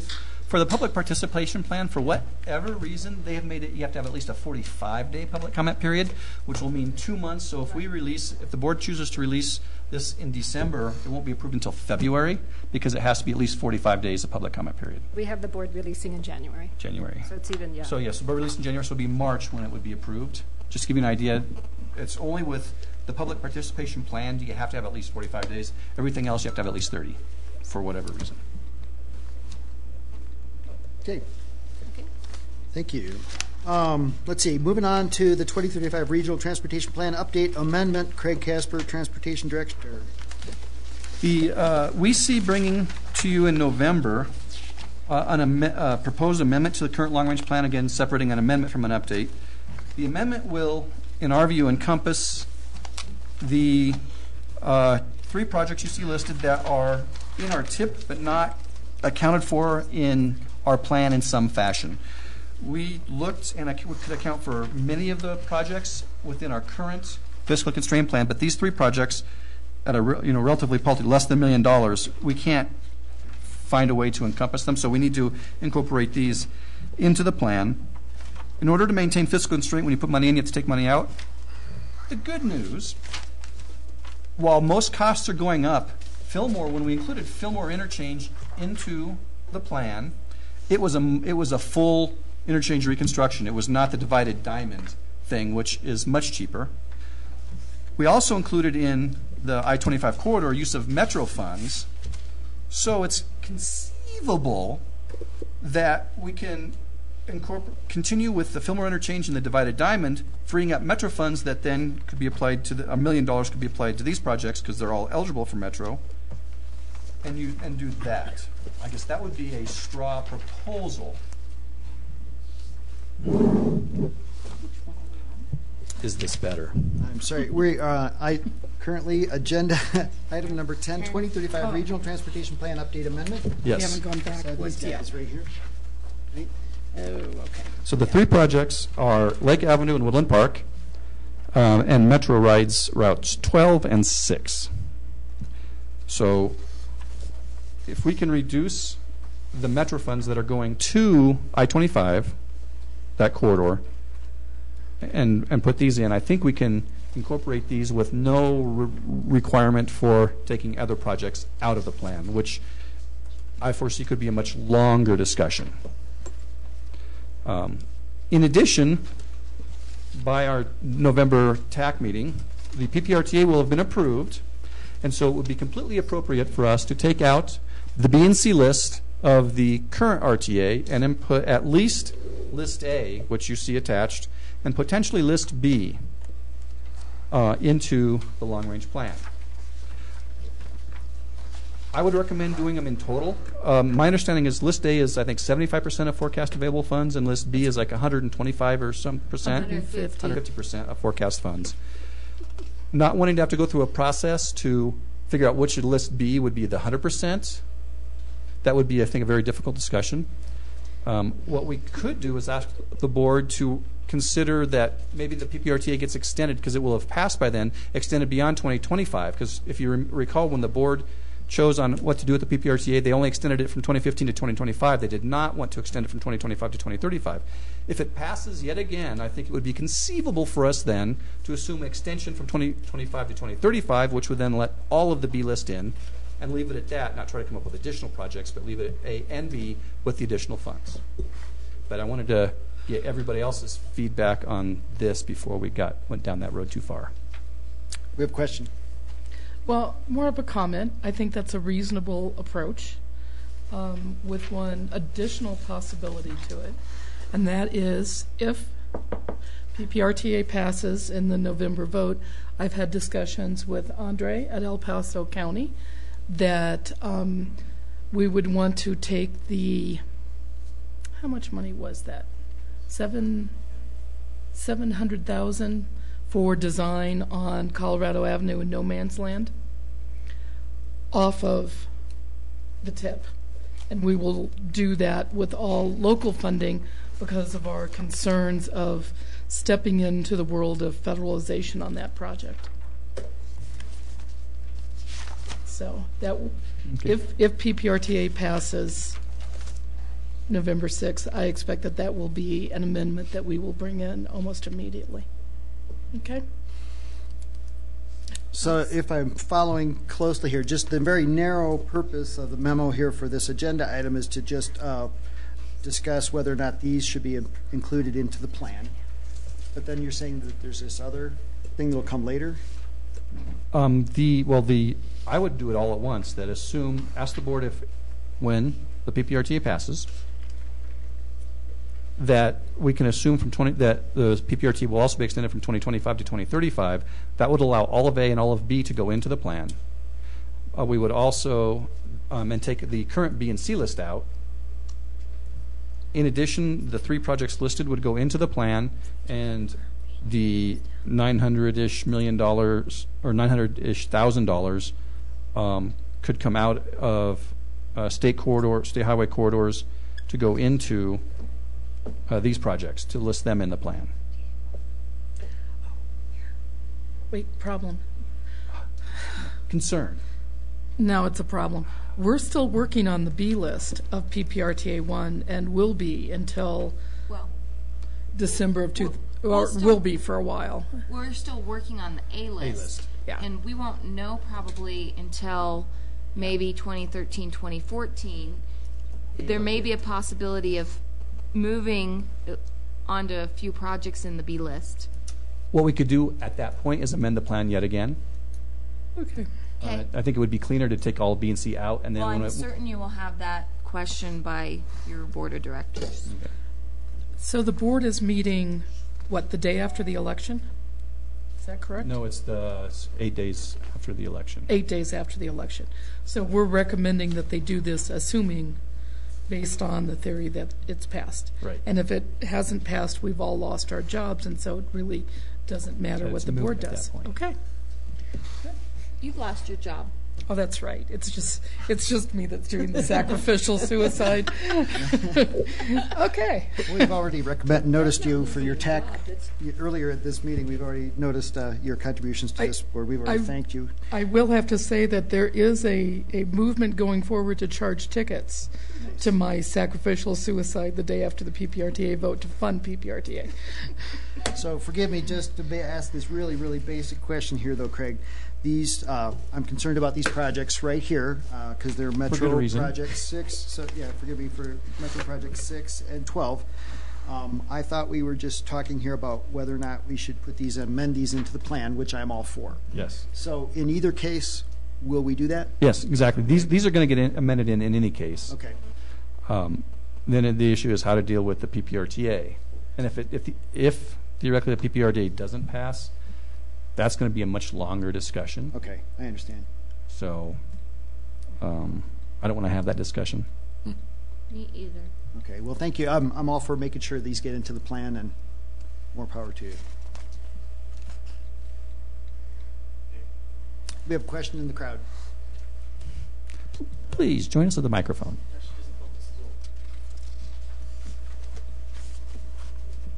All right, Tim Roberts, City of Colorado Springs. Has PPACG staff reviewed the long-range plan list, comparing like federal funds and RTA funds, kind of like duplication, kind of like the West Colorado design? Have you guys kind of screened it to see if there's any duplication of projects? To some extent, as far as making sure we're fiscally constrained, we have. Okay. We haven't looked for projects that are funded by. I can tell you that a project can be funded by both or each individually, but it's not funded doubly. It's either half federally and half RTA, but there's not all federal and not all RTA. That we know isn't occurring. Okay, thanks. Other questions? Seeing none. This says discussion right here. Yep. Right? So that my approach mentioned seems reasonable, is what I've heard. So next month already, look for a list of that to that effect. For formal recommendation for release to amend the plan. Okay. Thank you all. Shall we move on? Number 11, 2040 Regional Plan Schedule. That's me too. Craig Casper, Transportation Director, PPacg. Please take it away. Attached is a schedule and approach to updating our plan, which is to look at each chapter, look for issues in it and suggestions. Several of the chapters will require an iteration between chapters.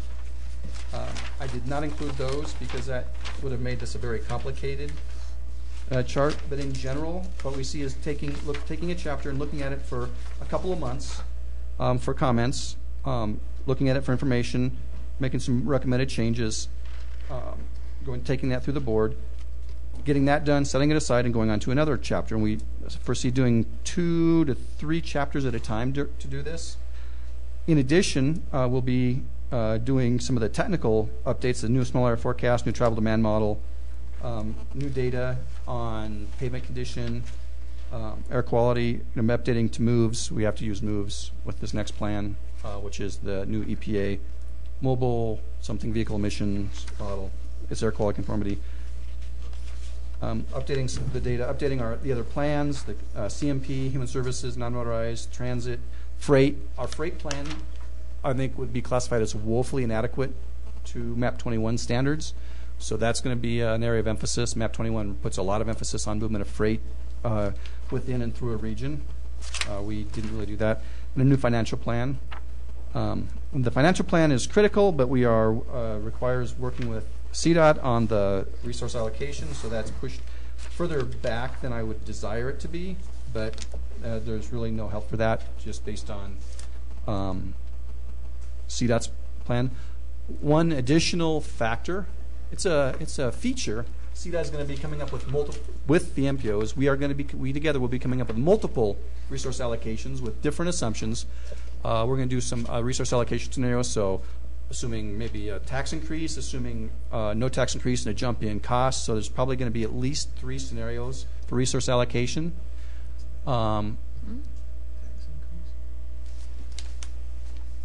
could lead to some complexities about then deciding which, how to figure out what our fiscally constrained plan is, and then what would we fund if more monies came in. But in general, so is that the same thing as the control total? Yes. CDOT likes to call them a control total, but it's really more of a collaborative funding level, collaboratively developed funding level. Although I think there'll still be one control total that will be what will be used for fiscal constraint. Yeah, but there may, maybe we'll have a high and a low to scenario to provide a range, or a low and a much lower, and we will adopt a high. And I'm sorry, the control total might be available like when? Or discussed? February or March of 2014. Okay. Yeah, it's unfortunately late in the process. Yeah. Can we talk about that earlier or no? Well, I can actually. I know what they're going to say is that will be the formal adoption. We will have the numbers much earlier. We'll probably have the numbers in maybe summer, June-ish. Yeah, I think there'll be rough draft numbers probably of resource allocation, probably late summer, early fall. The final formal adoption, won't be until December 13th. Sorry, 2013. Okay, yep. That sounds, because it's going to be hard for us to start writing the transit plan, getting too far along without knowing. Yeah, so it won't be official till the end of 13, but you'll probably have a pretty good idea several months in advance of that. You'll keep us posted. And actually, that's one of the stack items is that kicks off in November. Is the resource allocation first kickoff workshop discussion. Yeah, workshop. Okay, thank you. Yeah, exactly. It's workshop. It's not resource allocation. It's a funding workshop. Revenue projections. That's it. Are those resource allocation workshops open to the public? Not to my knowledge. I think there's a working group of STAC. Right. So I think next month starts off, and it's going to be a couple months of revenue projection workshops of STAC members. I'm not asking to join the group. I'm asking to watch the group. I don't know about that. Yeah, that I'm not sure about. What are you saying? No. Yeah. I know I have to be there. I've been directed by our STAC rep and the board chair. So all I can tell you is OF&B's made it perfectly clear clear that they're not public. So that's all. That was Pat Sappho's. They're not public, so only the working group would be attending.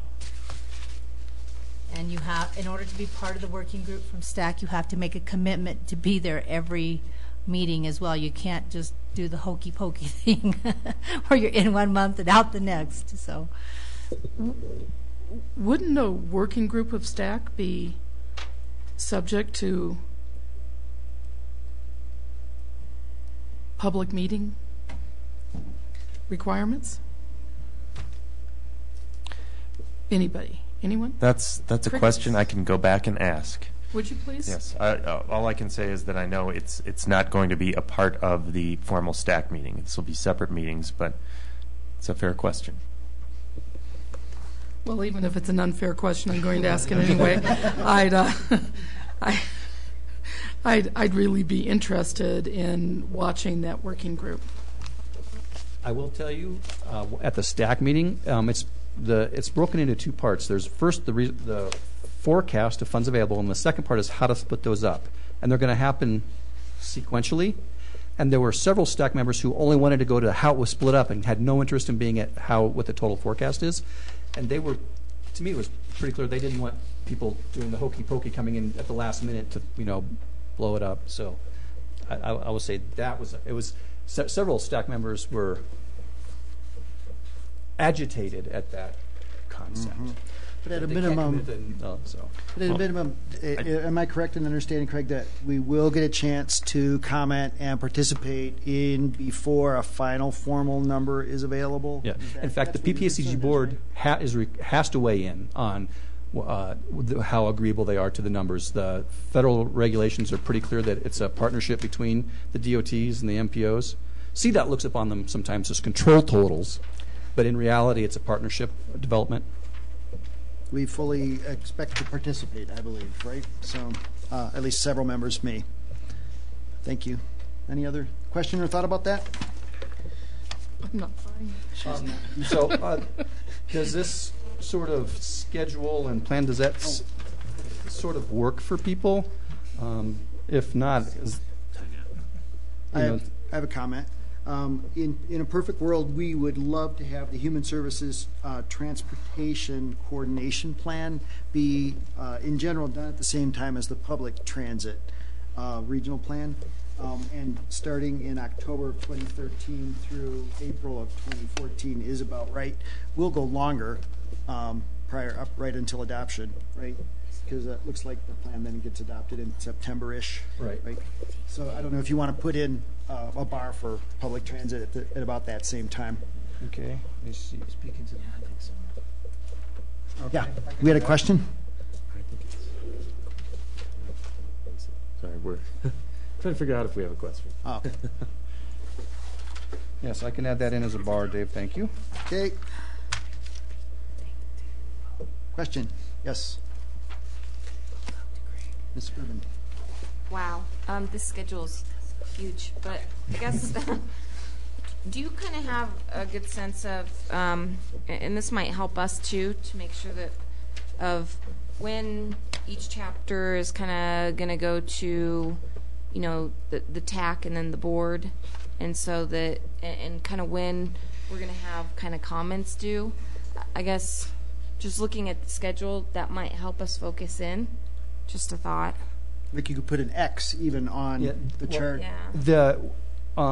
The month that it starts, we generally started at I think the second, but it will be going to the TAC first. It will go TAC, CAC, board, and will be information and comments. And after comments are compiled and we think we have something that's workable, it will be set aside until we get to the end, because it is an iterative process. There's no, we're not approving each chapter individually. Sure. So it's okay, chapter 1, it will go to, say, January of 2013, it will go to the TAC, then it'll go to the CAC, to the board in February with comments, sort of back, then set aside. Chapter 1 is an easy chapter, why it's shorter. Let's look at chapter 5, where you see 2 months there for it to go through, then into the board. And then, in April, so it goes to the TAC in January. The board in April says, this seems more or less like we like it. Set it aside. We'll revisit it, down the line after we get through some of the chapters, because the plan is very iterative. So that's sort of how I see it being a multiple give us month. a sense of that as you send out those individual okay. chapters. I can do that. And so what I could do that would just be helpful is for me. further up Since the we're so outreach, TAC and CAC. I think if I made it more clear at the TAC CAC board, and then an open house would be later. What the TAC will be taking on. So in January, I could put a note somehow. TAC gets chapters 1 and chapter 5 or something. Yeah, or just when you email out the individual chapters, if you kind of say, this is kind of when I expect those to, that would help me. Okay, I can do that. Does that make sense? Yes, totally makes sense. Constraining the time, yeah. Thank you. I'm Other very thoughts? deadline driven myself, so. Other thoughts on this one? Okay. Thank you for that information and that chart. Thank you for the information on the chart. That's I'm not sure we've had a chart that's that colorful. I'm colorblind, so yeah. I just picked something that looked good to me. Oh, it says no. This is Mine's very nice. pretty dull. Okay, so let's move on here to the history of the long-range plan and transportation requests by Ray Wynn, PPACG transportation intern.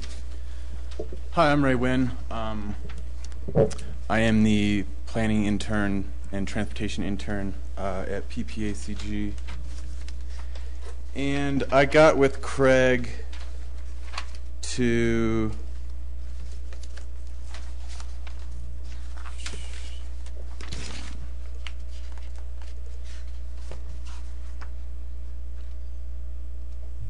there we go. To kind of put together all of the transportation requests, the state requests, and all of the transportation plans into one document. And kind of what that entails is I created basically two documents. One is the transportation planning requests, and the other is the transportation plans. And those will eventually become one document.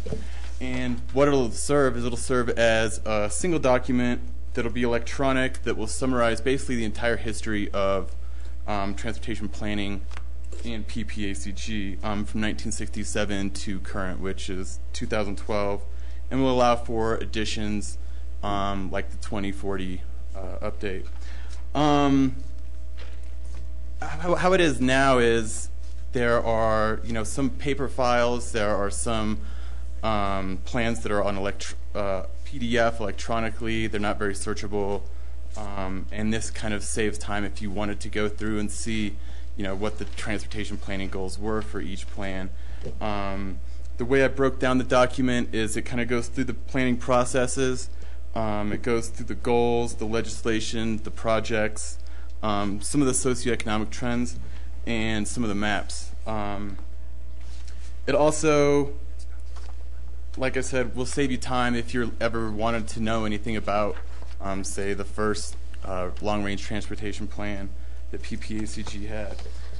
So, like I said, the very beginnings of transportation planning at PPACG started as transportation requests called a highway needs study. These were submitted to the state on a yearly basis from 1967 to 1977. They're prioritized based on perceived growth and need and anticipated development. What it did is it focused on individual projects. So this is an example of that. This is a request for the Harrison interchange at I-25, and it was submitted from 1969 to 1975. It asked for the redesign and modification of the interchange with I-25, along with the elimination of the frontage road. If you were around that time, there was a frontage road right there. And this is kind of how they would request it. In this document right here, they would submit the map and the request.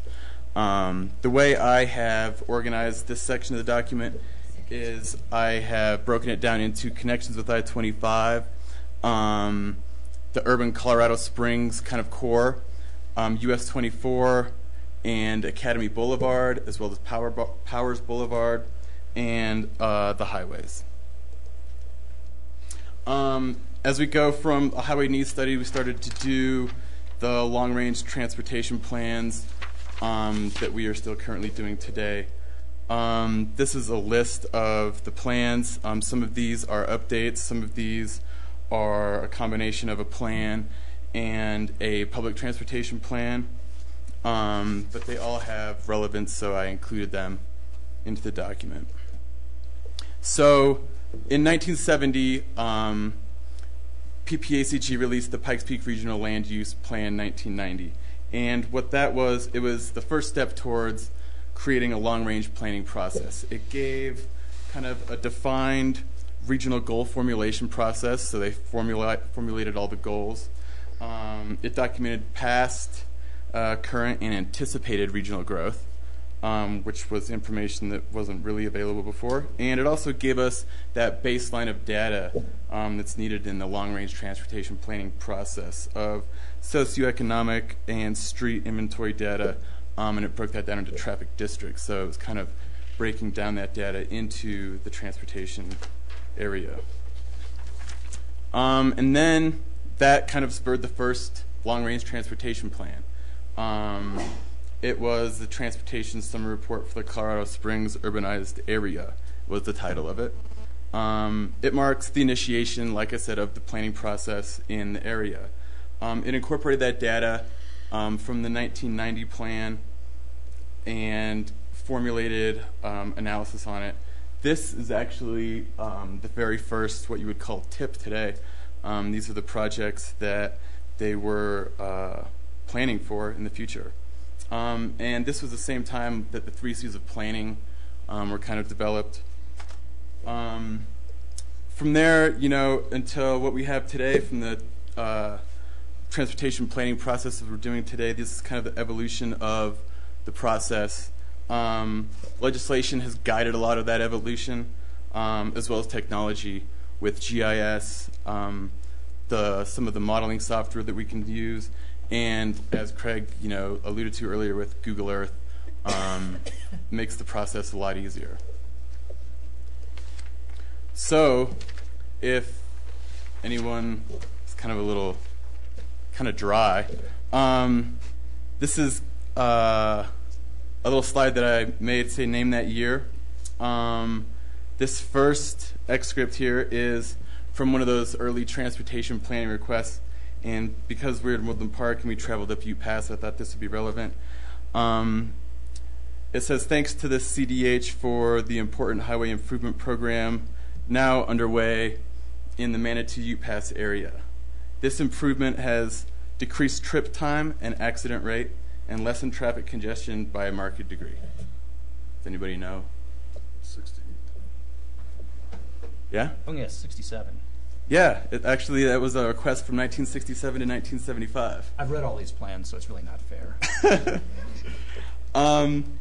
This next one is a planning goal taken out of a long-range plan, and it states that the transportation planning goal was to achieve a functional integrated transportation planning system which complements the environment and serves area travel demands with maximum efficiency, comfort, safety, and economy. It sounds like iced tea. 1990 something. No, actually, that was the first transportation plan, 1976. And then this last quote is out of another long-range transportation plan, and create a preeminent multimodal transportation system that meets regional mobility and accessibility expectations as an essential element of the Pikes Peak area's quality of life. That was a good one. It was clear back then, wasn't it? Right. That's the CAC. So those are kind of, I kind of threw those in there just to kind of liven it up a little bit and show you kind of the different contrasts from, you know, when we started long-range transportation planning to kind of what we have now. I've just kind of completed this document. I'm going to probably edit it a little more, make it a little more user-friendly, and then we will be providing that out to y'all. Right now it's fairly large, so... About 30 megs. Yeah. Don't email it. I won't email it, don't worry. Oh, but yeah, so it'll be available to view, and it's kind of nice because it takes those, plans that were lost in the shelf or kind of forgotten about, and you can actually search through them and get kind of an idea of the process. Question? Yeah. One of the plans I didn't see in there, we had a park and ride plan. Is that part of another document, or? The park and ride plan was a separate plan. I think Yeah. CDOT led the... 2003. I believe that was City of Colorado Springs Transit. I think at the time led the park and ride plan update. We have a whole bunch of transit plans and stuff that aren't Yeah. in there. Okay. So theoretically, the park and ride plan was incorporated into the regional plan. So Yeah. hopefully it's covered in there. Okay, I was just curious. It was referenced in the transit plan.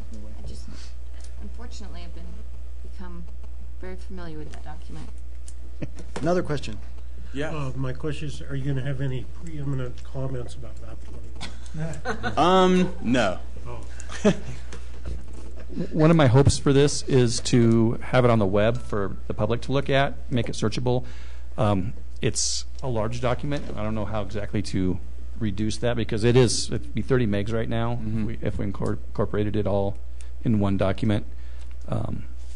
But one of the things I also want to do, and I talked to Ray today, is we have the projects listed like 1967. We want to do the Cimarron interchange. We still haven't done the Cimarron interchange 35 years later. Nice. So just to say, when it was, here's the projects, when were they built, if they were. We're actually doing a really good job right now of building the 1971 request. Woodman, I-25,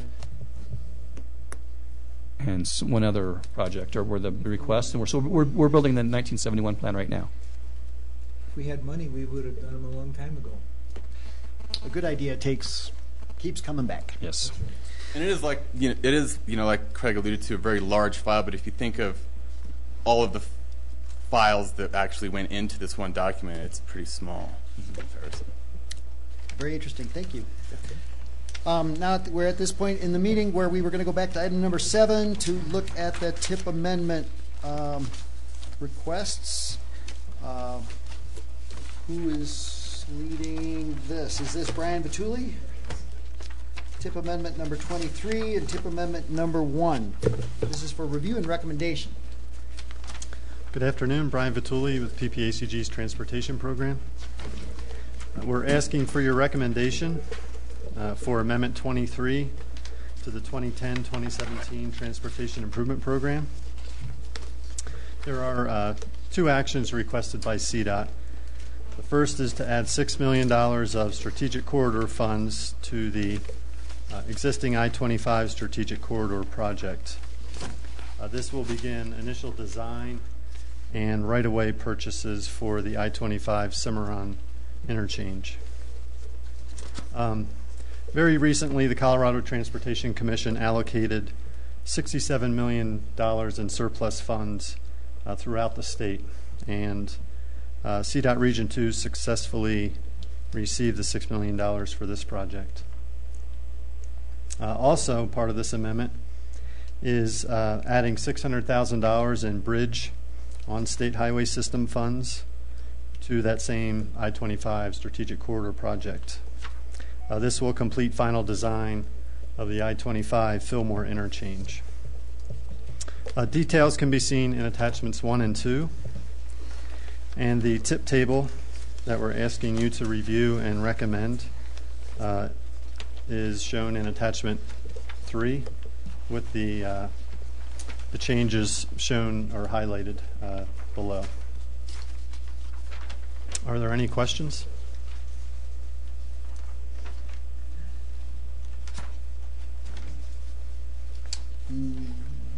So we've got a request here from CDOT to move forward. I believe we've talked about this in the past, and this shouldn't be brand new information to anybody here. No questions on Amendment 23? I move approval of Amendment 23. We have a second. We have a motion and a second to approve Amendment number 23. Any discussion? All in favor? Aye. All opposed? The motion passes. Thank you. Thank you. Next Now, is Amendment number 1. Right. Thank you. We're asking for your recommendation for Amendment 1 to the new 2013-2018 Transportation Improvement Program. Amendment 1 incorporates the reprogramming adjustments that were needed once we found out after the new TIP was adopted there were some fiscal constraint issues. We received new numbers from CDOT, and we had to go through a reprogramming exercise. And this just involved the transportation enhancements, CMAQ, and STP Metro funding categories. When the new TIP was adopted, the funds that we used for TE and CMAQ were considerably higher. So what we did was, in order to use up those extra 2013 funds, we bunched a lot of projects in the first 2 years to use up all those funds. And then when we found out that we didn't really have that money, we had to distribute the projects throughout the entire 6 years of the TIP. So mostly, this just involved redistributing the projects through all 6 years. Nobody lost funding to any of their projects, and most of the impact was taken by the city of Colorado Springs. They had a lot more local match that they could use to put their projects in 2013 or 2014. So now this effort requires them to push their projects back. The smaller entities, Monument, Fountain, Woodland Park, their projects remain the same in what was adopted in the TIP earlier by the board. El Paso County, your projects, State Highway 105, we condensed it into 2 years instead of 3 years, so I think that's a benefit for you. And the Colorado Avenue project was untouched. That stays as is. So you can see in your attachments, it was done a little bit differently. Attachment 1 shows you all 3 funding categories as they were adopted by the board in September.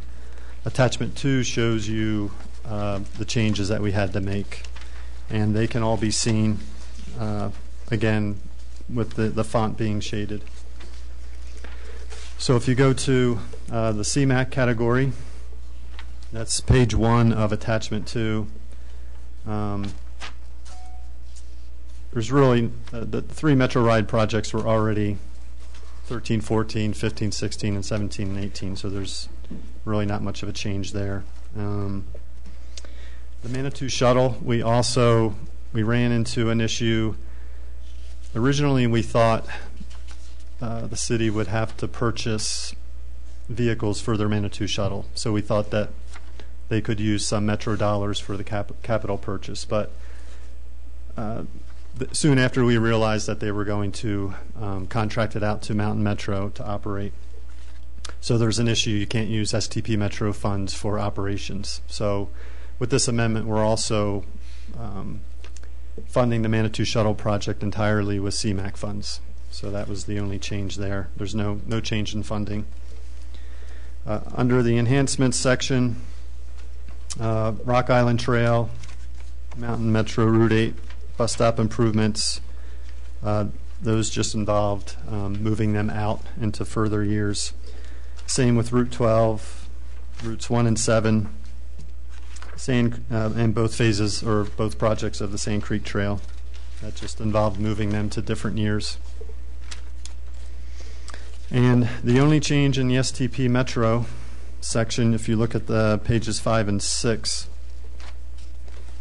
again, it was moving Colorado Springs projects to out years. El Paso County's Walker Road, State Highway 105 project, we condensed to 2 years. And the Colorado Springs Advanced Traffic Detection project is getting the balance of their project funded under STP Metro.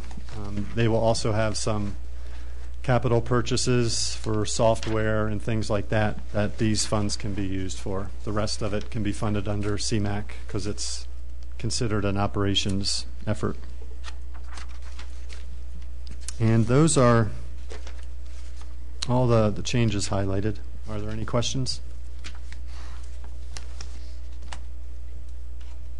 I had a question here. Brian, when you get to the STP Metro chart, there, is that the sum total of all the STP projects that are in there, or is that just that page? I don't know what you're referring to. I was just wanting to make sure to see, I can't remember what we called it, additional transit planning and administration was STP Metro. Help me out, Brittany, if you recall differently, for 2013 through 18. That's the first line. If you go to page, sorry to interrupt. No, please. Page 4, there's a pool at the top, and then the next item is transit planning administration. Yeah, I see it in 1 year. So what about the out years? Is that's another line, I guess, huh? I don't know the answer to that, sorry. I thought I saw it earlier. Oh, you know what, Dave? It is, sorry. It remained unchanged, and it's actually under there's a separate planning studies section in the tip. So it's not included here. Under TE planning. Got it. Okay. Thank you. That answers that. It's just not included because there was no change. Yep. And then I had a comment and a request here from this group. Let's see. This is a comment, not necessarily administrative. I've got my comment hat on here. We've had at Metro Rides some internal horse trading that we've had to do because we have to play nice with Kathleen and all the engineering department internally in order to submit the city projects that we do to PPacg, and we've had to agree to, and we are because we're playing nice and fair with everybody with Metro Rides for 2013 to go from 458, which was on page 7, agenda item 7, page 1, attachment 1, page 1, where it shows, if you want to follow it right there, Metro Rides regional travel demand was 458,060, and in this effort will be reduced to 388. 388,000. We're taking a bullet for the team here because actually what's probably going to happen is we won't be able to fully purchase all the vans that we say we would in the CMAQ grant application, but we understand that there's more money that's going to be turned back from possibly city engineering later this year because of low project bids. And I would request that this group consider, if and when that money does get turned back, that we consider as a part of this amendment and vote here to make that project whole, to go back up to when and if that money comes forward, if at all possible. Metro Rides is one of the few programs that we have that serves the entire region. Metro Rides has also had an additional demand since Frex has gone away, and we have about we have 35 vans on the road. We're becoming a pretty big program, but would request that be possible. Craig, is that per the board, in the cards? Any funds go back to a pool and to the board for redistribution. A multi-month process. There's no more taking it out and putting it back in a project. It has to come back and go to a pool and go through a process. That was per the board directive of a couple months ago. Okay, so that just has to be that way. Just has to be that way. And also, I think Metro Rides, it lost money in the 1 year, but in later years, the actually funding went up too. Yeah. So the sum over the tip stayed the same. It's that 2013 year we were hoping to buy some extra vans. I guess we would probably be hoping that we'll get a nice hearing from this crowd if and when we can come back, and when that money does come forward. Again, it's an expanding and growing part of our business. It's a third of our fleet now. The van pool program, we only have a third of our fleet's the fixed route buses, a third of our fleet's ADA vans, and a third of our fleet is these van pool vans. So it's quite a big, getting to be quite a big part of our program, and it's quite a benefit to the region, and it scores well with CMAQ as well. Question? No, I was just going to say I would gladly support in the future any excess money and turn back money and money because we're cheap to go to Metro vans, because I hate it when you can only buy half a van. It just looks funny going down the road. It does. I wanted to make a comment to staff that I'm very disappointed that we had to go through this twice, that I spent dozens, if not 100 hours of staff time redoing our grant proposals twice now. And we turned in our official 2013 budget based on local match on numbers that even before the final vote of the budget turned out not to be true. And this just makes staff look really bad with the city council and the mayor. And so I beg of you, for the sake of my staff, so that they don't kill me next time, that we are very clear what our numbers are before we start redoing grants. Yes. The 2014 numbers are going to change from what you had, and they're likely to go down. So you'll be doing this again in you'll be doing it again in about 6 or 8 months. So it's how the game works right now, unfortunately. Do I look like a cheerful, amused woman? And that's again just rectification that's happening, at Congress? Or Congress and at the state. Sorry, it's Congress says, here's how much you have, and so that's what we base the numbers on. And then they say, but we're only going to let you spend 85% of it, so the numbers go down. And then they change the rules also about how it's split up, and some of those rules haven't gone through the rulemaking yet. So as Federal Highway goes through the process, you have to do this now with safety. Safety is more important, so safety goes up, but because the total, we already know the total, it means something else is coming down to make up for it. And the STP, Surface Transportation section, is what comes down generally, which is where we get Metro, CMAQ, and TA. And some of this is due to MAP 21? It's 98% due to MAP 21 and the funding levels. Okay, talking to your congressman. And how Congress works. Other question? Just a comment. God, these are weird. Just a comment. Craig, you referred to the board direction from a couple months ago, and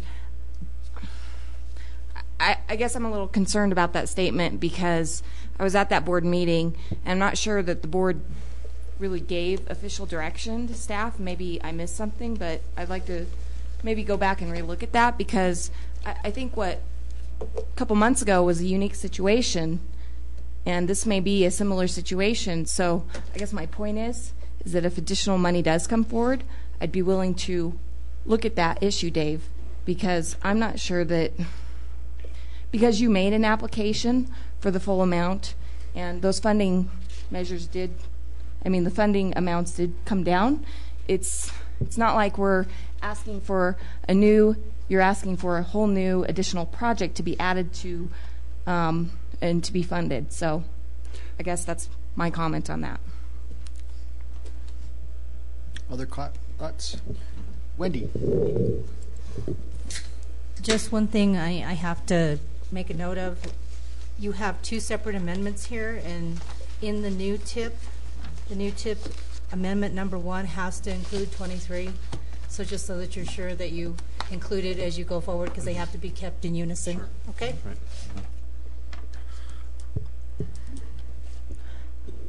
Right. Dan. I just want to make a comment. I wanted to thank everybody, all of our partners, particularly with the Manitou Springs project. City of Colorado Springs and Mountain Metro, they've been extremely helpful working with us, trying to get this ramped up, and then kind of dealing with the changing numbers. And I think it's going to be a great service, really, for the region, even though it's a local shuttle. And I would agree with Jennifer's comments on if there is some additional money for the, the Metro rides.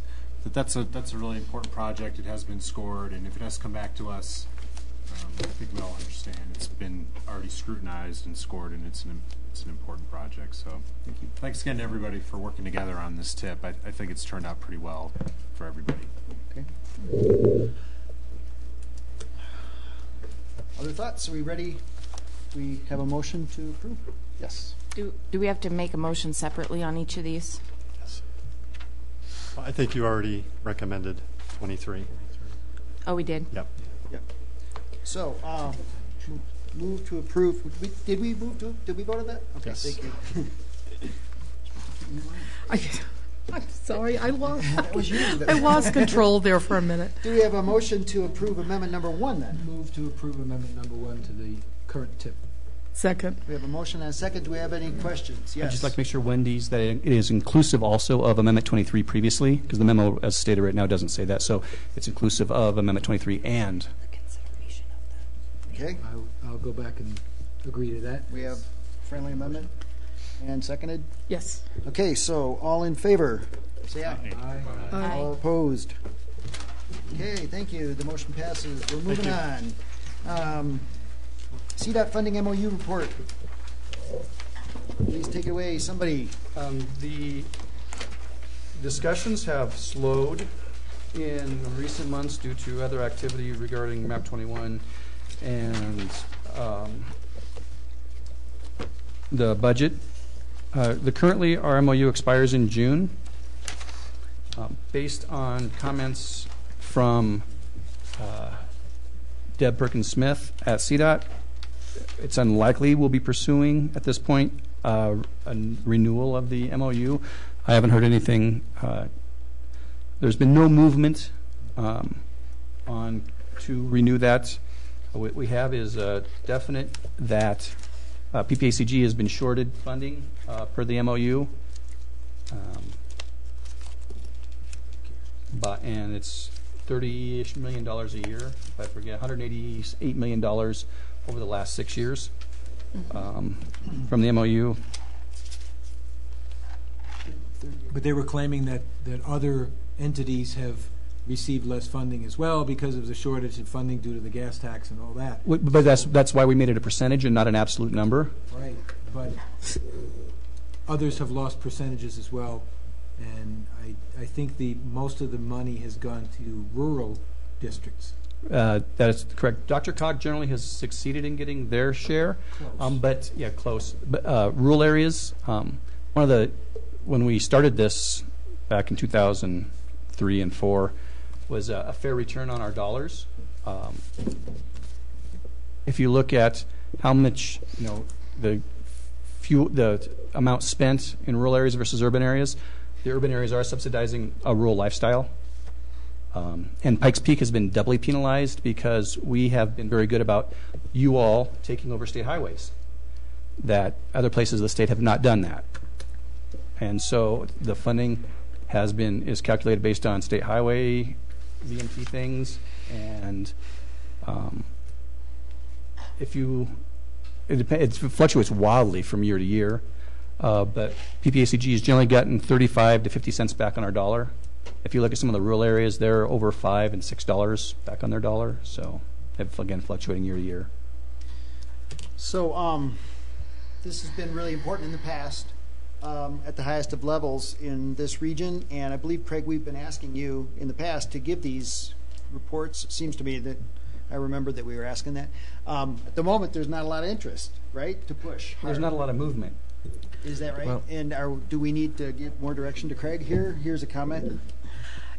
Actually, there has been push, and the result of that push has been a fairly strong commitment from Executive Director Hunt and from Commissioner Gruen that when they change the funding at CDOT to a play it forward instead of sit and wait funding, that the Cimarron interchange will be funded. And I listened to Commissioner Clark last night talk about that she believes funding for actual construction in 2015 is likely at Cimarron. These are conversations that are happening at levels beyond any of us here, but I have some reassurance, I think, that that type of thing might happen if CDOT changes its funding and receives that pile of money from an advance paycheck and doesn't spend it in Pikes Peak. I think this argument will blow up big time. And when would that happen? We should be hearing that within the next year. Is that what you're hearing on the advanced funding? I would probably actually defer to Wendy in terms of the region too, but I know that I've heard that much of what you said with respect to Cimarron and advanced budget is what I've heard about some of those discussions. So to a degree, this whole MOU discussion is kind of being framed a little bit as a Cimarron. Well, I think thought. I think that in terms of the MOU, Craig's right in that there's no motion forward at this point in time to develop a replacement MOU. I think there's a couple of reasons for that. One of which is that we're about to start resource allocation, and there's a desire to get into that process, not try to get ahead of that and try to set an MOU that then may conflict with decisions that we might later make as part of resource allocation. So I think the first step is to get into the resource allocation process. I think there's also concerns that MAP 21 is only a 2-year bill. So how do we deal with that? Were we to do an MOU, do we just do an MOU that runs through the end of MAP 21? But that is an open question as to whether or not one would be done or not. And I think there's desire that if we can figure out how to do achieve some measure of equity through resource allocation or funding projects, then that might be desirable. Please. Dave, having given my little optimistic speech for funding of Cimarron as sort of that payback for all those years of not getting the money that Pikes Peak should have, now I'm going to tell you that I am somewhat concerned that the MOU is going to be replaced by this equity funding, and that decisions are about to be made on that behind closed doors without those of us in the public sector in local jurisdictions being able to watch. And I fear that if I felt like we participated in something that wasn't quite fair over the last 7 years, I might dread seeing what's going to come next. And I don't want to give the impression that the resource allocation discussion would be a discussion about is there an MOU or is there not. I think the point is more go through resource allocation, see if concerns might be met, and the result of resource allocation is one that maybe people are confident moving forward without an MOU. I don't think it's a discussion of but as part of resource allocation, decide we're going to have an MOU or we're not, or this is what it would look like.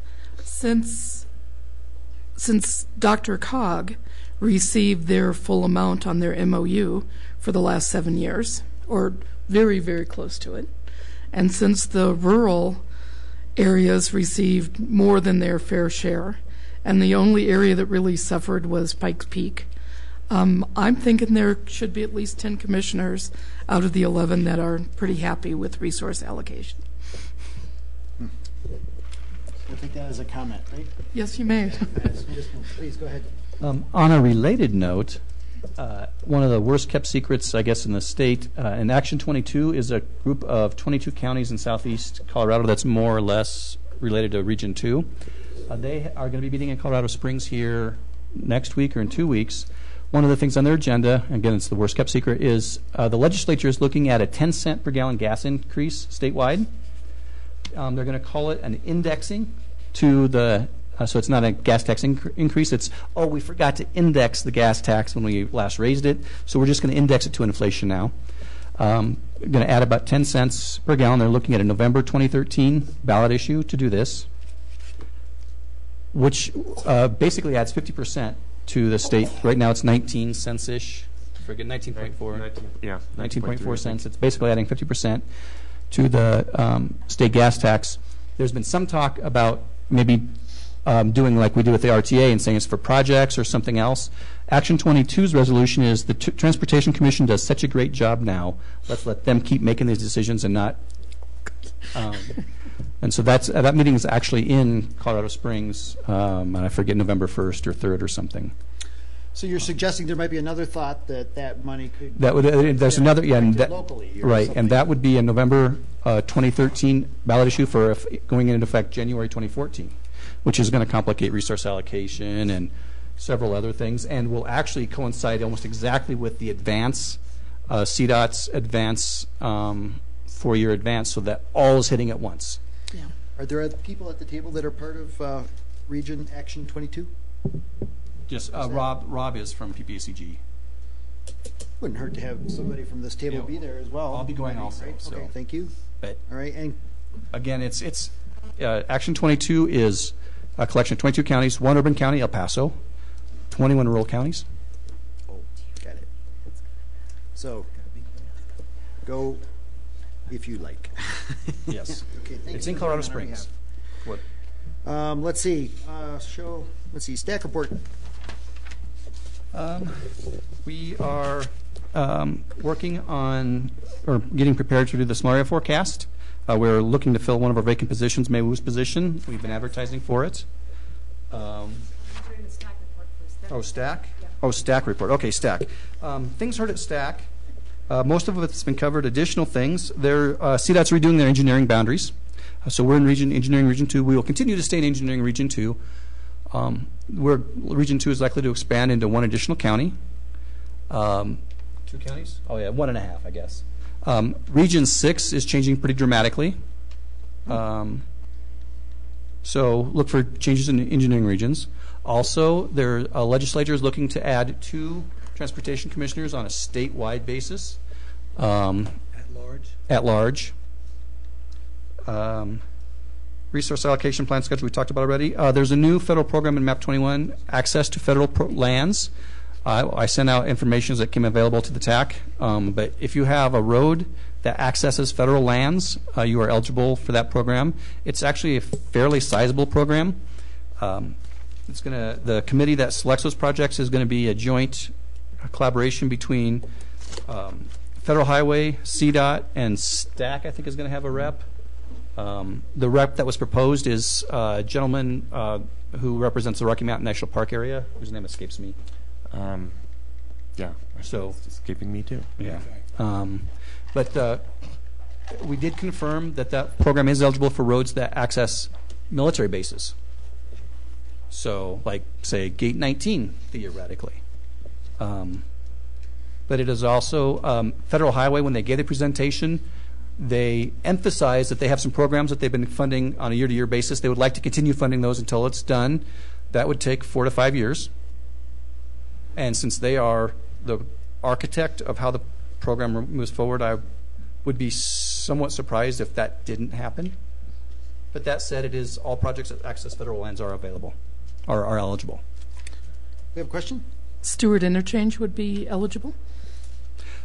Probably, because it is access to Peterson Air Force Base. Okay. Good thinking. And thank you. If you're on the STAC distribution list, and if you're interested, I did send out, I think it was yesterday, something from FHWA on a webinar tomorrow on this program. Yep, I forwarded that out to the TAC. So. You know, I was going to cancel tomorrow's vacation for that. Yeah, it's one not to be missed. Another question. Jennifer? I guess I'm just wondering, I mean, is that just kind of reforming now? And, I mean, I guess I'm wondering when would the funds be available so that we could make applications? They're available They're available for 2013. They're available now. Like I said, Federal Highway is in control of the process, and they desire to continue the projects that they've been funding incrementally for several years. That said, it's a very short burn, at least for 2013. I think something by January is what they're looking to have, some projects by January. Look for, notice us, as soon as I get them, I'll send them out. 2014 funding is probably more realistic, but that's the extent of my knowledge on that topic now. Alrighty then. So that's pretty much what happened at STAC. The resource allocation, the budget is going down, and some funds being redistributed to safety to follow MAP 21. That was STAC. Okay. Should we move on to the staff report? Staff report. As I alluded to before, we're looking to fill one of our vacant P2 positions, Maywood's position. We're working on small area forecast. We're going to get started. We've been talking to the city about collaboration on the non-motorized plan. What we've talked about is we have federal money that we don't have enough local match to do a good process. They have local money to do their plan, but no federal money. Together, we can do a regional plan. We're looking at a co-governance sort of project between PPacg and Colorado Springs that takes a regional focus. So we're looking at a task force, like an ad hoc task force on non-motorized, composed of each of you to make sure your non-motorized needs and issues are met in our regional plan. We're looking to have it done in time for the plan. I think the city has a quicker burn on it. We haven't worked out all the fine, schedule details, but we're hoping to get that underway here shortly, out for bid. and make a good regional effort on the non-motorized plan. Smaller forecast. Travel demand model, we'll be looking to start updating it in January with our new calendar year. That's going to be, like I said, it's not going to be as simple as one would hope, but we're not going to spend the $5 million on it that Dr. Cog did or the $700,000-ish that North Front Range did. We're looking at more of a $200,000-ish project to incorporate the new household survey, the new census data, and new traffic counts. And the new TAS boundaries, but that's so. Okay. I think that's it. Okay, and we're running long, so how about some member entity announcements? I believe we have a ballot election coming up, do we? So don't forget to vote. I think we do. Anything else for the good of the region? What I have on future TAC items right now, NHS discussion is a standing item. We'll be doing the boundary information at some point with Jeff. I'm not sure if that'll be next month, but it'll be soon. The plan amendment you should look for next month per our discussion. And I think that's... NHS? Did you say NHS? Yeah, NHS. Report? I said, yep. Okay. Dave. All right, we have a question. I just wanted to say to CDOT, please pass along to your business office how much we do really appreciate them working with us on these standardized agreements for our IGAs, because I'm not sure that they got the message last month, but I do want to say how much we really do appreciate them trying to make those quicker, faster, better, less harmless to everybody. And I think those comments are due to CDOT when? November 1st. So keep those cards and letters coming to what? CDOT? About those contract changes? Pass that along to some of our contracting staff. I think they're not used to people getting the big pats on the back. So I'm sure well, it was nice. They had a whole platoon of happy to people hear here that. last month. Yeah. One additional item: the project report, status report to the board. We're working on it. We have a lot of blanks. I think from CDOT, there's just a lot of blanks on our newest one. We're working to get transit some of the blanks. Our hope is to go to the board with this. When? I'd like to go in November if we can get the information. I'm going to talk to Doug at CDOT to see if his REs have the information he needs to fill in these blanks. It's basically what's going on with the project now, how long it's been since money moved on projects, things like that. So we need to get comments to who? Who would be the best person? Back to the individual Mark, REs. Yeah, Mark and Dave would be the best people to get it to. Yep. And for our projects, we're swamped, and we were going to get something hopefully to you by December 1st, but that's going to miss your deadline, huh, for your report? Yeah. Well, no, it's November 1st, I thought. Because we want to go to the board. December 1st. That was 6 weeks out. We were thinking we could get you something. So I was thinking it was a couple weeks out. All, huh? No, we need to go to the board. Okay. Well, right. Yep. We may have a bunch of blanks saying that something's coming. And so we may push this back to make this the Christmas meeting, because it's generally a short meeting. It's budget approval, TIP amendment, election, maybe this, because we try to keep the December meeting pretty short. Okay, we'll see. I'm not sure that we can get. Okay. And we also don't know, because there's some numerous blanks from CDOT on some of the local projects, so we've got to get from back to them too. So that also. I just want to say thank you to the City of Woodland Park for hosting us here again today, to David Buttery, and all the best to Public Works staff member Bill Alsbach, who couldn't be with us today, but we hope him a speedy recovery from his injuries. So, do we have a motion to adjourn? Motion. We have a motion. Second. We have a second. All in favor? Aye. Aye. Thank you. We're adjourned.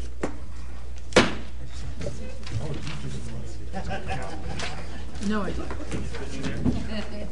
Okay. Starbucks is right here. Okay, we're on our way, and you're on your own, right? Yes, Okay. yes I am. Okay, thank you, Beth. Okay. It's $15.